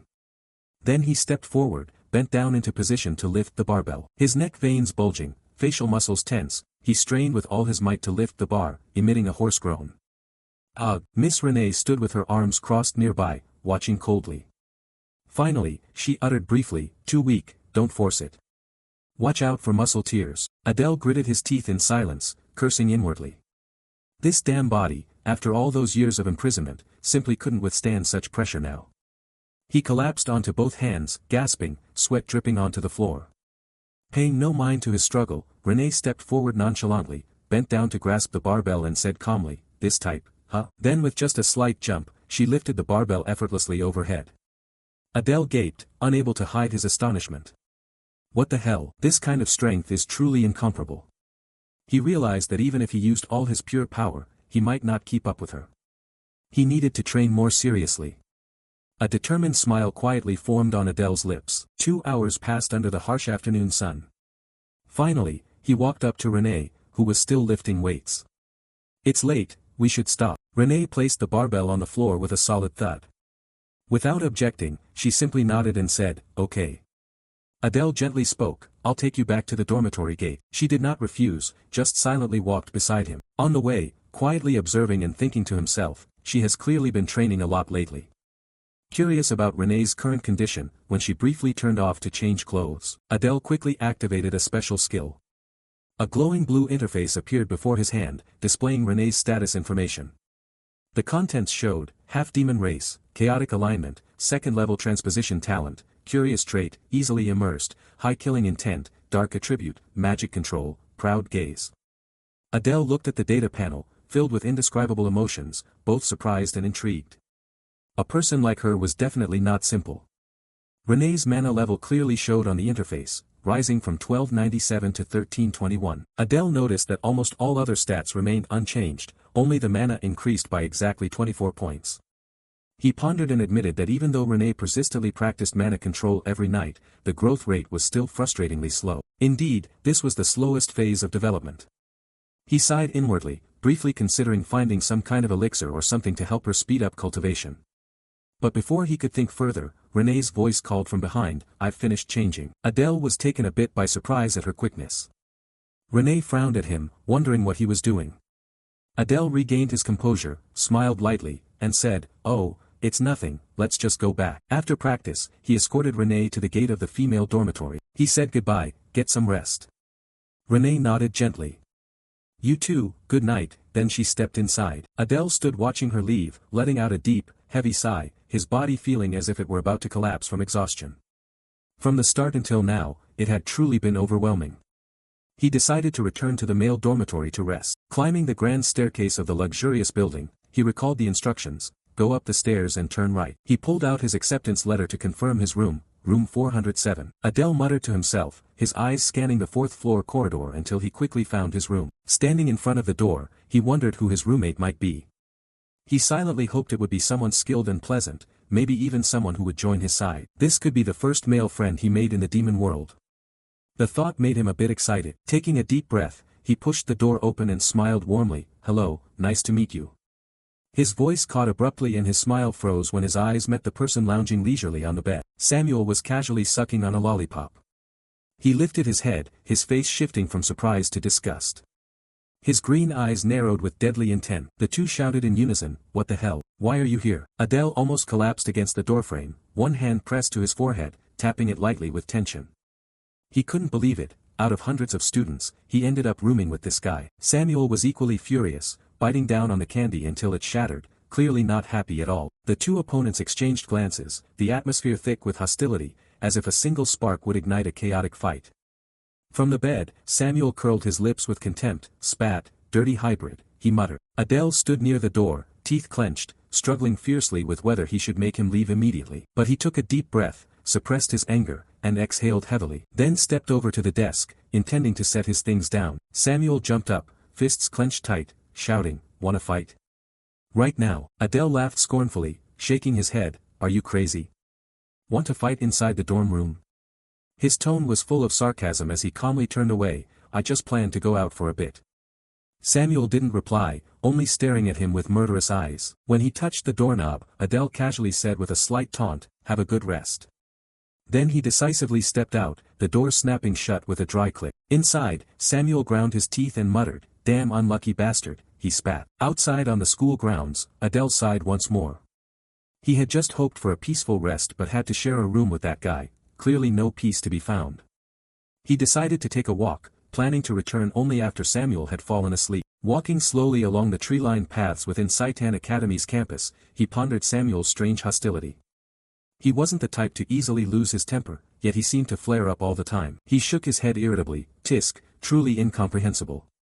But a thought flashed, wait, Samuel is a descendant of the great sin of gluttony. So his anger is instinctual, just like I have a chaotic inclination. Adele reflected on the concept of inherent tendencies that Master Robolt once mentioned. What exactly is chaos? Is it a mana attribute or something deeper? He was about to ask the magical resource proxy for information to query his knowledge, but shook his head. If it knew anything about chaos, it would have said so when teaching the skill. Buying extra seals would only waste money. Frustrated by the lack of information, Adele searched for a quiet place to practice the mana purification skill. He wandered into a small forested area near the eastern yard. Under the blazing evening sky, his eyes unconsciously looked up at a tree, where a small bird perched on a high branch. Adele muttered, "A sparrow?" But looking closely, he shook his head, "Not exactly a sparrow. But still, there are birds here, how interesting." He thought that even within the Seitan Academy grounds, creatures from outside the city still fly in freely. Suddenly, the bird's eyes flashed red, startling Adele, who quietly took note of it. Night fell, and Adele gently opened the door to room 407, sighing in relief to see that Samuel was already asleep. Wrapped snugly in a blanket, good, once asleep, all is settled. Exhausted, he didn't bother tidying up, tossed his bag to the side, collapsed onto the bed, sighed deeply, so tired, today he just wanted to collapse completely. Even though his body was worn out, he still tried to think he should practice his mana a little before sleeping. Lying on his back on the pillow, Adele regulated his breath, focusing his mind. A gentle flow of mana circulated through his body, but his consciousness gradually drifted into sleep. Suddenly, a pitch-black figure loomed over the bed before him. It was Samuel. His eyes glowed with an eerie green light, staring straight at him as if trying to pierce his mind. Meanwhile, Adele knew nothing and continued sleeping soundly. Samuel's face was full of contempt, and bitter thoughts filled his mind. Even when asleep, that guy still looked foolish and annoying. Resentment surged as old memories flooded back, the sarcastic remarks, the insults Adele had directly thrown at him, even defaming his entire family. Samuel clenched his fist tightly, vowing in his heart that even if he was wrong, he would never apologize first. He exhaled wearily, full of frustration. With so much to worry about, now he even had to waste effort caring about this worthless name. Then suddenly an image appeared, Adele in class yesterday, radiating a powerful, almost terrifying aura. The other figure standing beside him made Samuel's heart ache as if being crushed. This feeling, he had experienced before, but why did it show up now? Suddenly, a sharp pain pierced through his ribs. Samuel collapsed, groaning in pain. He clutched his stomach, eyes wide with horror. Damn, was gluttony's binge starting again? Cold sweat poured down as he gritted his teeth to endure it. The ravenous hunger spiraled out of control, his abdomen faintly glowing with a dark green energy, chilling and poisonous, gnawing inside.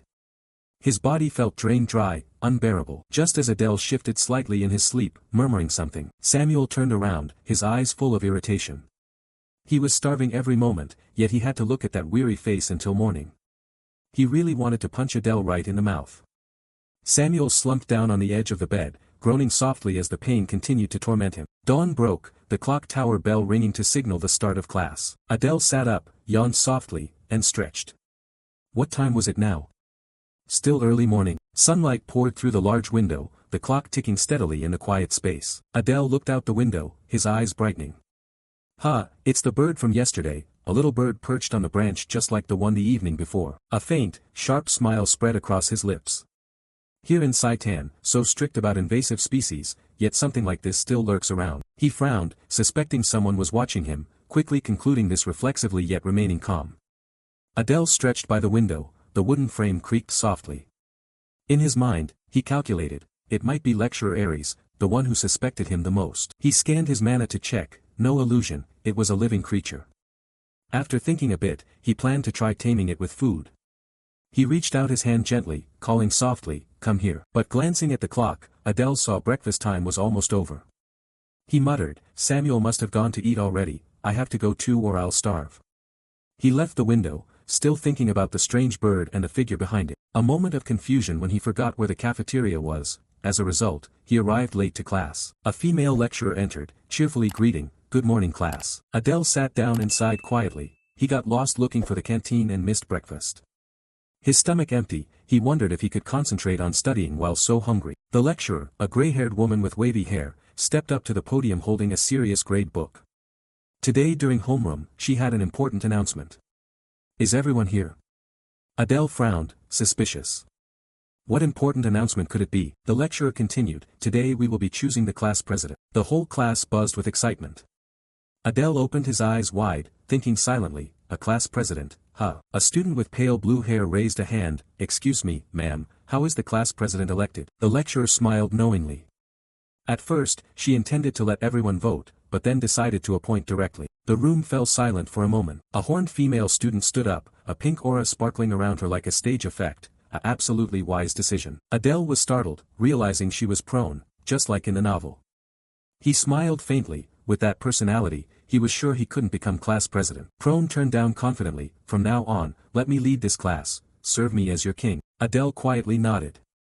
Prone was a reasonable choice, although slightly lacking in intellect. Her charisma and ability to coerce were unmatched. Another student spoke up, "Yeah, why not let Adele be class president? He seems quite capable." Prone gave a contemptuous glance, "Please, a half-blood like him wanting to be class president." The lively discussion continued. Someone asked, "What about Samuel?" Prone frowned, shrugged, "He's too scary."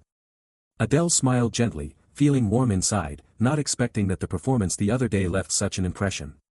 Being called out like this was also enjoyable. Prone puffed out his chest proudly, saying, "No matter what, I'm still the clearest choice." "Come on, teacher, make the announcement." The instructor exhaled and spoke decisively, "The class monitor is not the student Prone." Prone gaped, his blue eyes wide open in shock, yelling, "What are you shouting about?" The instructor smiled and turned to look at the red-haired boy near the window. "The class monitor is Adele." Adele froze in silence, "Huh?" He looked around, his mind tangled like a web. "What? Why is it me? A half-demon like me becoming the class monitor?" Before his thoughts could finish, the instructor's voice sounded again, his eyes gently glowing blue, "Adele, do your best to lead the class well." An excited student cheered, "Go ahead, class monitor Adele." Still stunned, Adele responded awkwardly, "Yes." He thought to himself, "I haven't even eaten breakfast yet." The instructor nodded, announcing that she would be teaching another class and left a few instructions behind. She said that to prepare for the midterm exam, the upcoming sessions would focus on practical combat training. The whole class buzzed with whispers, students murmuring among themselves. She continued, "The training would be divided into groups of 3, and groups had to be formed by the end of the day." A pink-haired female student near Adele raised her hand to her chin, showing deep thought. Adele closed his eyes, deeply pondering the exam and the practical combat. He reasoned that if it was practical combat in Saitan, it was very likely to involve killing. Fighting here meant ending the enemy's life. The lecturer ended the session with a reminder. Prone looked up curiously and responded, "Yes." The teacher's voice was gentle but her eyes were full of authority. "If you address me disrespectfully once again, you will be prioritized for separate supplementary lessons, understood?" Prone jolted, froze, and her arrogant smile deflated like a popped balloon. With just one sentence, the lecturer made her understand her place. Adele observed quietly with a slight smile, thinking this teacher knew how to bring someone back down to earth. Before leaving the class, she reminded the class monitor to submit the group list by the last session. She smiled and wished everyone good studies. Adele was now officially the class monitor. Watching her leave, he pondered deeply about practical combat. He stroked his chin, considering whether to use the training puppet like before, but shook his head, dismissing the thought. Based on the storyline, it wasn't yet the time for the academy to attack humans, the current training was just preparation. Anyway, the priority was to form a team. Adele's eyes scanned the classroom. Resting on the pink-haired girl near him, he smirked, having almost chosen his teammates. In the hallway outside the classroom, just as the homeroom teacher left, 2 figures waiting nearby caught sight of her. One was a tall man with purple hair standing on end, a black cross tattoo on his neck, a cold, fierce face. He took heavy steps forward. In another room, lecturer Idea was writing documents when the door suddenly burst open. She looked up calmly. "You're here already." The man, Aries, growled angrily, "What the hell do you think you're doing?" Idea just smiled lightly. It's been a long time since I've seen his serious face, which is worth something, right? Her words, soft as the wind, only made Aries flare up. He snapped impatiently, I didn't come here to hear you say meaningless things. He slammed his hand on the table, the sharp bang echoed, why appoint that guy as class president? Idea kept a calm tone, the matter just happened this morning and you already know. She smiled, you really do have an information network all over Saitan, don't you? Aries gritted his teeth, eyes sharp as knives, she couldn't fail to understand the meaning behind letting him be class president. Idea nodded without hesitation, of course I understand. But Aries shouted, even temporarily entrusting that guy with control over Class A was like handing him the whole world. You must be crazy. He slammed the table, trembling with anger, grinding his teeth, it's not too late yet, replace him immediately, or else. He left the threat hanging in the air. Idea did not flinch under his piercing gaze, she looked straight at him with a calm but resolute expression. She didn't need to shout, her steadiness spoke for itself. Aries held his head, ruffled his hair in despair. Oh God, this matter is enough to drive anyone crazy. Idea continued calmly, I like that student. She explained that although he is highly capable, he isn't arrogant like the descendants of the 7 deadly sins. Moreover, the bear's family guarantees his status, his identity is clear, and he has strong backing. But Aries was not convinced. He emphasized that a clear status does not mean reliability. She should understand that better than anyone. He went on to say that the most dangerous sword is the blind sword. Idea sighed lightly, crossed her arms, and said she would take care of her class herself, and asked him not to interfere anymore. Even though she was just a new lecturer, she had great faith in her own eye for selecting people. Aries grew angry, slammed his hand on the table, but said nothing, silently left the room, leaving an infuriated Idea sitting alone. After she had disappeared from sight, he muttered a curse under his breath, damn it. He growled inwardly, regretting that he should have fought for that class. Letting someone dangerous like her have it was definitely a mistake. A memory flashed by, a half-blood clan had left an unforgettable wound in a fierce battle. He thought the aura Adele gave off yesterday was too similar to that person. The chance that he was a descendant might be low, but it was too much of a coincidence to ignore. I haven't figured out what he wants yet. Just then, a small bird landed on Aries' shoulder, chirping. He turned his head, his gaze sharp and cold, still seeing nothing unusual, but ordered that no one take their eyes off him, not even for a second, understood? Elsewhere, apparently in the library, a group of students chatted animatedly. A pale purple-haired boy with pointed ears smiled. Beside him was someone with a dark tattoo on their neck and a blonde student with sharp hair and small horns, radiating friendliness. The atmosphere was very casual and warm, like school friends. None of them knew they were being closely watched with every move. During class break, everyone was starting to form groups. Adele sat quietly, observing the lively scene. He smiled softly, half joking, half sad, saying that even though he was the class president, no one had invited him to join a group yet. Maybe it was because his face looked too suspicious. Just as a student approached, slightly hesitant, hey, do you want to team up with me? Samuel, sitting nearby with another student, glanced over upon hearing this and said coldly, just don't drag me down. The other student turned to thank Samuel before introducing his friend. Adele looked at them both and sighed inwardly, even he had someone to invite him, yet here he was still sitting alone like an outsider. Adele sighed in resignation, accepting the truth, if he kept waiting to be invited, he'd never have a group. Steeling himself like a snake twisting its joints, he stood up determined. His gaze settled on the pink-haired girl he'd noticed earlier. He approached and greeted her simply, hello. The girl flinched slightly, letting out a small surprised sound. Adele remained calm. I just scanned your mana, sorry if I startled you, but I noticed your mana level is quite good, and you have healing skills, perfect for forming a group. He smiled and introduced himself, I'm Adele. We've met before, remember? Then he asked, have you found a group yet? The girl hesitated, replying softly, no, not yet. Adele immediately nodded. Great, then tell me your name. After a brief pause, she answered quietly, Luna. Adele smiled gently, that's a cute name. He tilted his head and invited her directly, so join my team. Working with the class leader will be beneficial for you. Luna widened her eyes, flustered, this was a bit sudden. Adele stayed in control, leaning in to lower his voice as if whispering. The final period is coming up, and there isn't much time left to submit the team list. He said this softly but cleverly. Besides, since both of us are half-demons, we're sure to coordinate well together. Luna let out a small sound of surprise. Adele concluded, just say yes and it's done, from now on we're in the same group. She didn't answer, but regarded silence as consent, nodded, a wise decision indeed. At that moment, Prone, the horned girl from the next table, scoffed. What's so wise about that decision? Adele turned her head and sighed inwardly, here she goes again.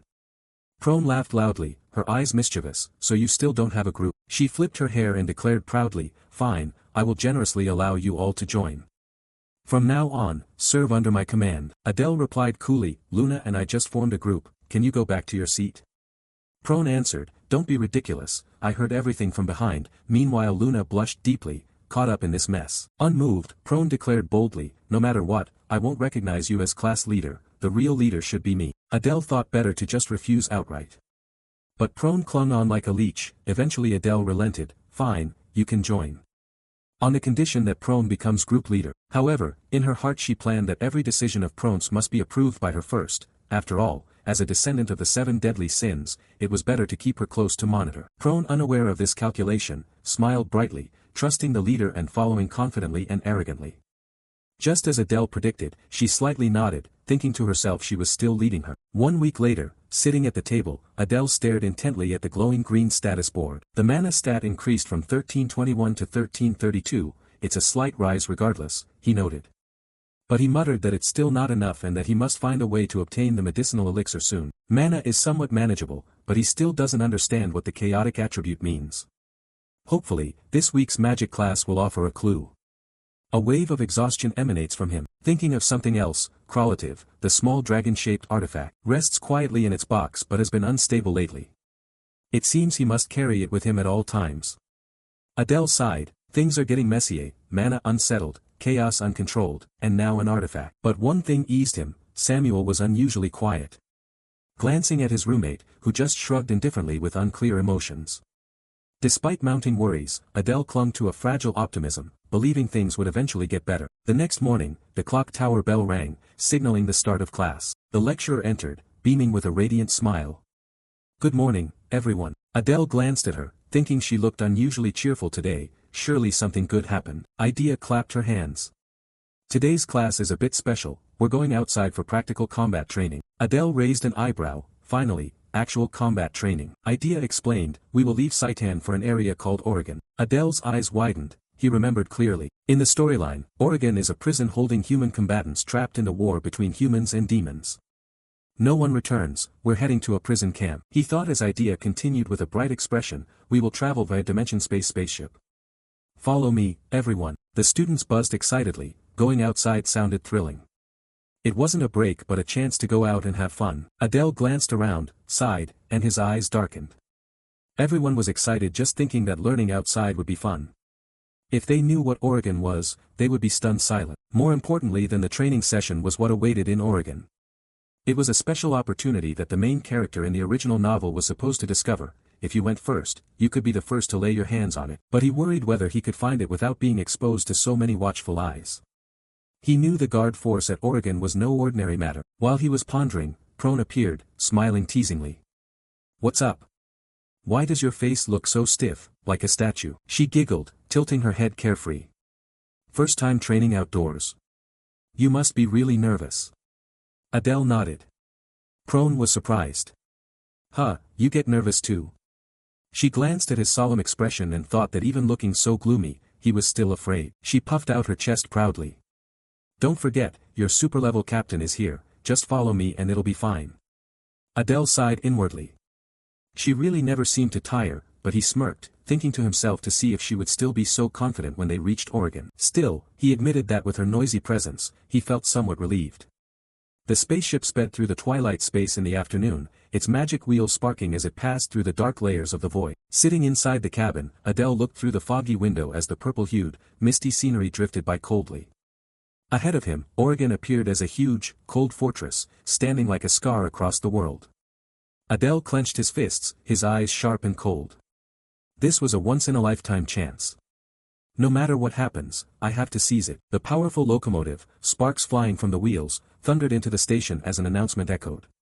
Passengers, we have arrived in Oregon, please disembark safely.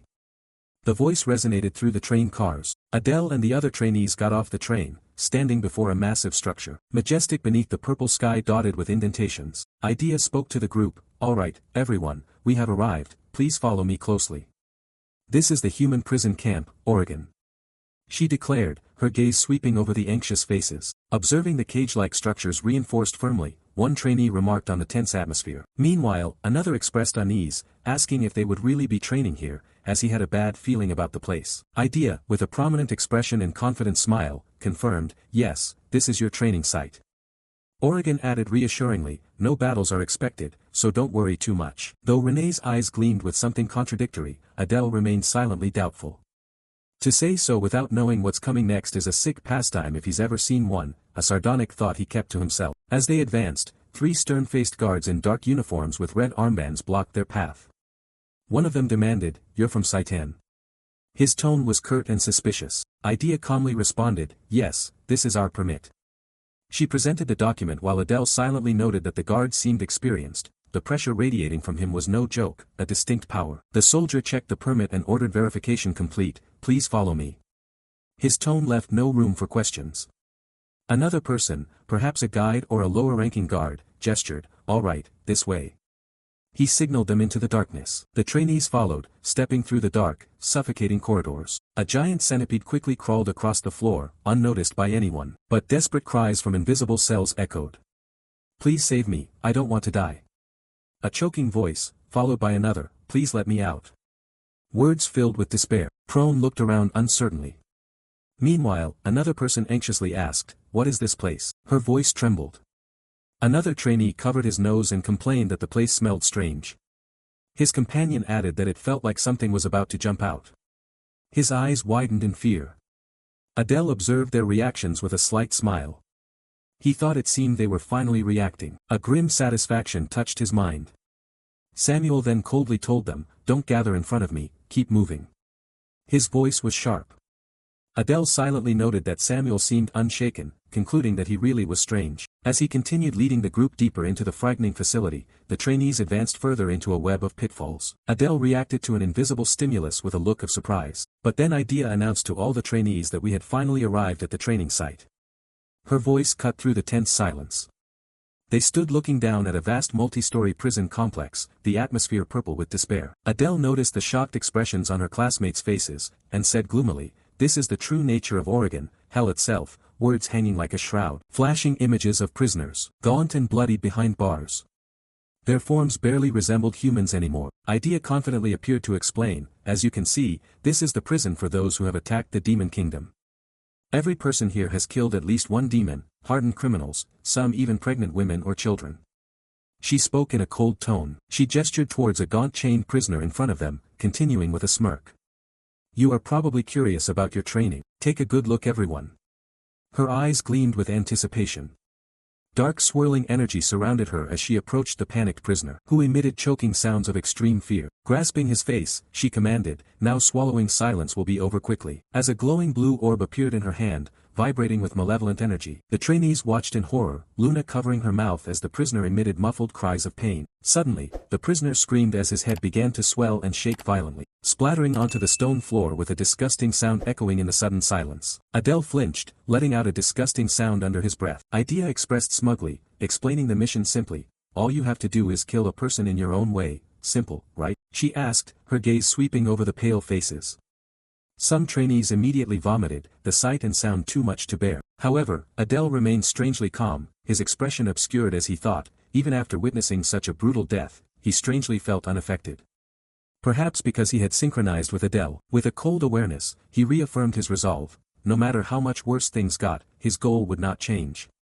He would survive to the end, fix this damn world's ending, and fulfill Adele's wish. This silent vow strengthened his composure. Idea then turned to the class president, asking, "Do you have any final words?" Her tone was challenging. Adele, as class president, stepped up to a cell where a gaunt prisoner, chained and curling up, he held a glowing dagger that looked sinister. Adele was silent for a moment before calmly asking, "Is there anything you want to say before it ends?" His voice was devoid of emotion. The prisoner, eyes blazing with hatred, spat defiantly. "The only regret I have is not being able to kill more of your demons. We humans will wipe out every single one." He shouted with unwavering determination. Adele, his face expressionless and smeared with blood from the previous execution, stuck the knife into the prisoner without saying a word. Silently thinking that killing him after hearing that made him even more satisfied. A dark thought passed through his mind. Adele turned to ask if that was enough. His expression was unreadable. Idea clapped slowly and commented, "Perfect." Her lips curved into a pleased smile. Then she addressed the remaining trainees. Now, as your class leader, go into a cell and begin training. Her voice rang out with authority. However, she quickly added, oh, half-demon trainees, please stand aside a little. Her sharp gaze fixed on them. The pink-haired girl Luna and another male trainee clearly looked distressed by this sudden discrimination. Idea ordered, please stand over here, signaling toward a specific area. Adele observed that only the half-demons were separated, so there were more than just him and Luna in this class, but Luna looked truly unwell. He remarked with detached concern. Idea then revealed with a cruel smile that the trainees here had specific prisoners to kill. Her words dripped with malice, as she gestured toward a row of gaunt figures kneeling below. Adele immediately realized, his expression stiffened, these prisoners were half-demons, a truth that sent chills down his spine. Idea continued, her voice full of malice, you all need to prove something, that you're different from these traitors. She hissed, eyes devoid of mercy. One of the male half-demon trainees, his face twisted with anger and perhaps fear, suddenly shouted, you know how much we have suffered because of you. Then violently kicked one of the half-demon prisoners with brutal force. Another joined the shouting, why don't you die if you deserve to? His voice cracked with a mix of anger and frenzy. Adele observed this horrifying scene unfold, his expression dark as he thought, so it has begun. The atmosphere grew increasingly heavy. A cold hiss echoed through the prison, emphasizing the harsh reality of the training session. As other half-demon trainees attacked the prisoners brutally, Samuel's eyes glowed with an eerie blue light, unleashing a terrifying blue shadow entity, commanding it to devour them. His voice resonated with dark power as the entity lunged at a panicked prisoner. His scream abruptly cut off. Luna, the pink-haired girl, cried out in pain, clutching her head as tears streamed down her face, overwhelmed by the brutality. Adele watched Samuel's actions, silently noting that Samuel didn't need to kill them with his magic like that, wondering if he was eager to tear humans apart or if this was just a display. Luna continued to sob uncontrollably, clearly distressed by the surrounding violence.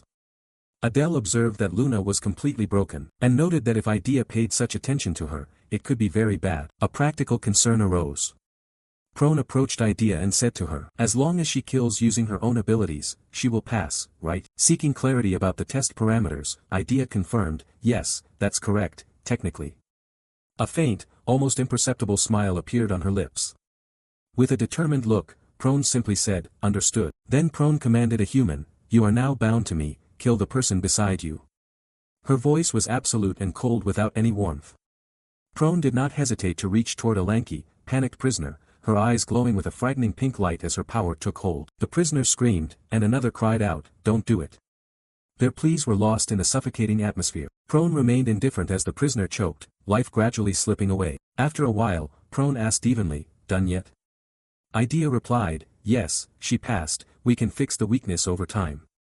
Her assessment was clinical. Adele watched Prone silently, quietly noting with a slight snort that Prone seemed not to lack hatred toward humans, yet she was more compassionate than he had expected. A surprising observation. Idea then turned her attention to the last half-demon cadet and said to her, now only one remains, Cadet Luna. Her tone was as cold as ice. Luna was panting, her face pale and tear-streaked, still trembling uncontrollably. Idea gave a cruel smile and commanded, proving who you are. Her voice was as sharp as a knife. Adele looked grim, thinking that if Luna couldn't complete this training, the consequences would be severe. Luna's eyes widened in terror as she whispered no, she couldn't do it, please let me out of here. Her plea was a fragile sound against such cruelty. Luna collapsed to her knees, her voice full of despair as she cried out miserably. Tears ran down her face as she lamented that for a man not even worthy of being called a father, she had come here to avenge her mother, who had lived a life of hell. She could do nothing. Her hands clenched uselessly as if mocking her own helplessness. Adele stepped forward and gently asked if she was okay. Luna looked up, startled by his sudden presence, and asked uncertainly, Adele? Adele smiled reassuringly and said, please wait a moment, I will help you, Luna, with your training. Turning toward a bound monk, Adele declared with calm determination, now let's begin. Luna stared, eyes wide and shocked, breath caught in disbelief. Adele then handed Luna a sinister-looking dagger. As he gave it to her, he explained that although fear was natural, she had to do this. Trembling with fear, Luna held the dagger, her hands shaking uncontrollably. Adele gently placed his hand over hers, urging her to relax. Gently reassure her that if she keeps pushing forward like this, she'll be fine. Luna clenched her teeth, her face distorted by intense internal conflict. Tears welled up in her eyes as she struggled to find her determination. Adele gently patted her head and offered simple words of comfort. Well done. Then, with a knowing smile, he whispered, that was almost bad. Elsewhere, Idea stood with her arms crossed, her expression stern as she clearly declared what would happen to a half-demon who couldn't kill a human, at best, expulsion. And at worst, something far worse. She approached Adele and Luna, her tone sharp and disapproving. I don't understand what you're thinking. The class president remained silent while Luna looked on anxiously. Idea continued, you don't expect her to pass after that, do you? However, Adele smiled confidently and declared, Cadet Luna passes. Idea's expression twisted in disbelief and she shouted, what did you say? Adele calmly explained, I clearly said that if we kill a human with our abilities, we pass. Cadet Luna is the only healer in all of Saitan, and I help her because I recognize the value of that talent. Idea sneered dryly, unable to believe it. So by that logic, you're saying you wouldn't help a cadet without talent? Adele asserted coldly, of course, if they have no talent, I will leave them behind. A subtle calculating smile appeared on his lips as he spoke. Idea's expression stiffened. She coldly remarked that he only remembers what he wants to remember, but she would definitely remember those words. Then she announced that she would go check on the others and ordered both of them to wait there. When Idea left, Adele breathed a sigh of relief and thought silently that the crisis was averted. He felt lucky that his answer satisfied Idea. If it had been Ares, Luna wouldn't have had a chance. Turning to Luna, who was still recovering, he gently said, Luna, it seems you have passed safely. Luna looked up hopefully and asked, really? Adele nodded, reassuring her. Luna was filled with relief, whispering softly, I understand now, thank goodness, before collapsing forward and fainting. Adele gently supported her and said simply, it's okay, rest now. Then, as Luna slept soundly leaning against the wall, Adele stood nearby, a look of determination appearing on his face. Now he thought the real game was about to begin. He was confident knowing every nook and cranny of Oregon and believed he still had plenty of time. Observing the patrolling guards, he silently remarked that the security was very tight. He concluded that to find the opportunity he was seeking, he needed to go underground. Determined about his purpose, Adele decided to cloak himself in darkness. As the swirling black energy surrounded him, he observed with satisfaction, oh, it's working, I'm definitely more advanced than before. Confident that the darkness would allow him to sneak in undetected, he focused on reaching the entrance to the underground tunnel. Moving stealthily through the dim corridors, he suddenly froze as a stern-faced guard spun around, eyes scanning the area. Adele wondered silently if he had been spotted. The guard stopped, but ultimately turned away, seemingly unaware of Adele's presence. Adele exhaled in relief, quietly impressed by the guard's sharp instincts. He sensed a subtle difference, surely a guard from Oregon. Realizing he needed to move quickly, Adele pressed on and soon found his target. Found it, he whispered. The only empty cell on the first floor had an inner passage. Activating his ability, swapping positions, moving, he teleported into the cell in a swift shadowy blur. Landing inside, he immediately noticed a pressure mechanism on the floor. Just as he had predicted, suspended in midair before the floor collapsed, he wondered how to descend safely. Recalling the depth achieved by protagonists in novels, he timed it precisely, 1, 2, 6. Just as he neared the bottom, he reactivated his ability, swapped positions, moved, and landed smoothly on his feet as the sound of something piercing through the ground echoed in the darkness. He had reached the underground waterway. Next would be, Adele muttered as black energy swirled around him. The poisonous black slime. Suddenly, 3 terrifying poisonous black slimes with glowing purple eyes emerged from the shadows. He knows their poison is deadly upon contact.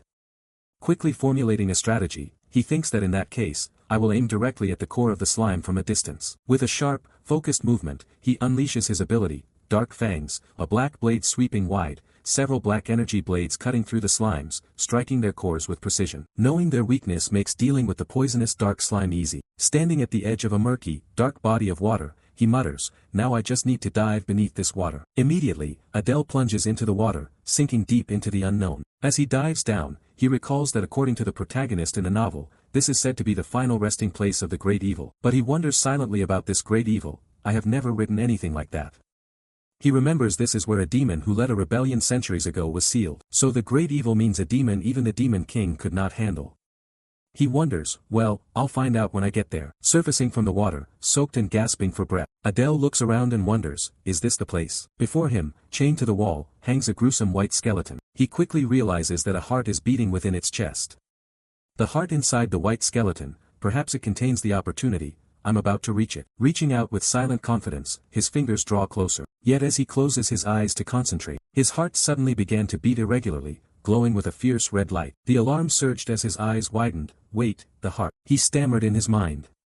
Without warning, the ground beneath his feet trembled violently, throwing him off balance. Staggering, he thought to himself, this is crazy. The moment had shifted from opportunity to chaos, and Adele realized that whatever happened next, it would not be easy. For a brief few seconds, the skeleton before Adele seemed to come alive. Its entire body suddenly lifted into the air, hovering menacingly. Behind it, a radiant golden symbol appeared, shining like the sun. Adele could only stare, stunned, unable to believe this was really happening.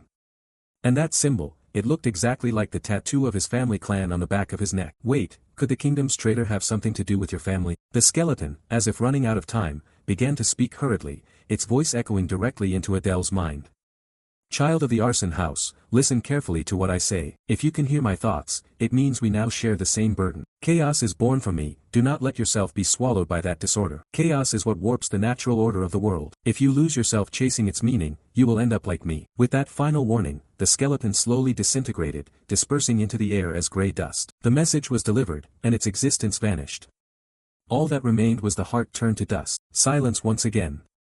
Adele reached out to grasp it, holding it in his hand and observing carefully. He could sense inside this thing a fierce will of destruction. It was definitely the final wish passed down from his ancestors. The heart shattered, crumbling into fragments in his palm. Curious about what he had received from it, Adele quickly opened the status window. His eyes lit up when he saw the words appear, soul transfer, a new skill. He couldn't help but shout out, the skill to manipulate souls, finally something like this. I've waited too long for this, let's try it right away. Without hesitation, he drew his trusty dagger and tried to move it using only his will. Clang, the dagger fell to the floor with a harsh metallic sound, not budging at all. Adele blinked and then knelt to pick it up.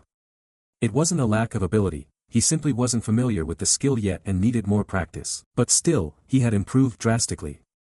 He had a clue about chaos and unlocked a new skill, which was a great victory. He looked around, there was nothing useful left here. It was better to return before someone noticed he was missing. Without delay, he dashed back to the gathering point. Unfortunately for him, Prone had noticed. As soon as she saw him return, the proud white-haired girl approached and scolded him, where have you been sneaking off to? Caught off guard, Adele gave an awkward smile. I just went for a little walk, you know, to stretch my muscles. Prone didn't believe it for a second. Seriously, you expect me to believe you went for a walk alone in this place? Still unfazed, Adele just waved his hand. I don't know what to say, the sight of someone locked behind bars is quite striking. His indifferent attitude only made Prone more angry. Hey, I'm talking to you, so where exactly did you go? But Adele had already started looking around, clearly bored with the interrogation. Wondering where he had been, he muttered to himself. Just then, Luna appeared nearby. Her voice calm as she greeted them. Adele turned to her with a smile. Oh, Luna, did you sleep well? The girl nodded lightly. Yeah, I slept very well. Seeing her so composed, Adele breathed a sigh of relief. Good, you slept so deeply that I was worried someone might carry you off without you even knowing. Turning back to Luna, she didn't forget Adele's earlier help. In a gentle voice, she murmured, thanks for helping me. Without you, I probably. Before she could finish, Adele flashed his usual polite smile and interrupted her. Don't worry, no need to thank me. It sounded normal, even charming, but behind that friendly mask, his thoughts told a different story. Now Luna owes me, I just have to find the right moment to make use of that favor, a little advantage is always helpful. Not long after, their wandering guide finally returned. Idea was still full of energy, clapping his hands and calling out, all right, everyone gather around. Well done, everyone, this time, no one gave up. I'm starting to see a spark in your eyes now, but don't get complacent. We still have a lot ahead of us. For now, let's head back. The students collectively exhaled with relief, some even cracked smiles. Adele, more than anyone, was thrilled to leave that gloomy prison behind and finally escape that timeless hell.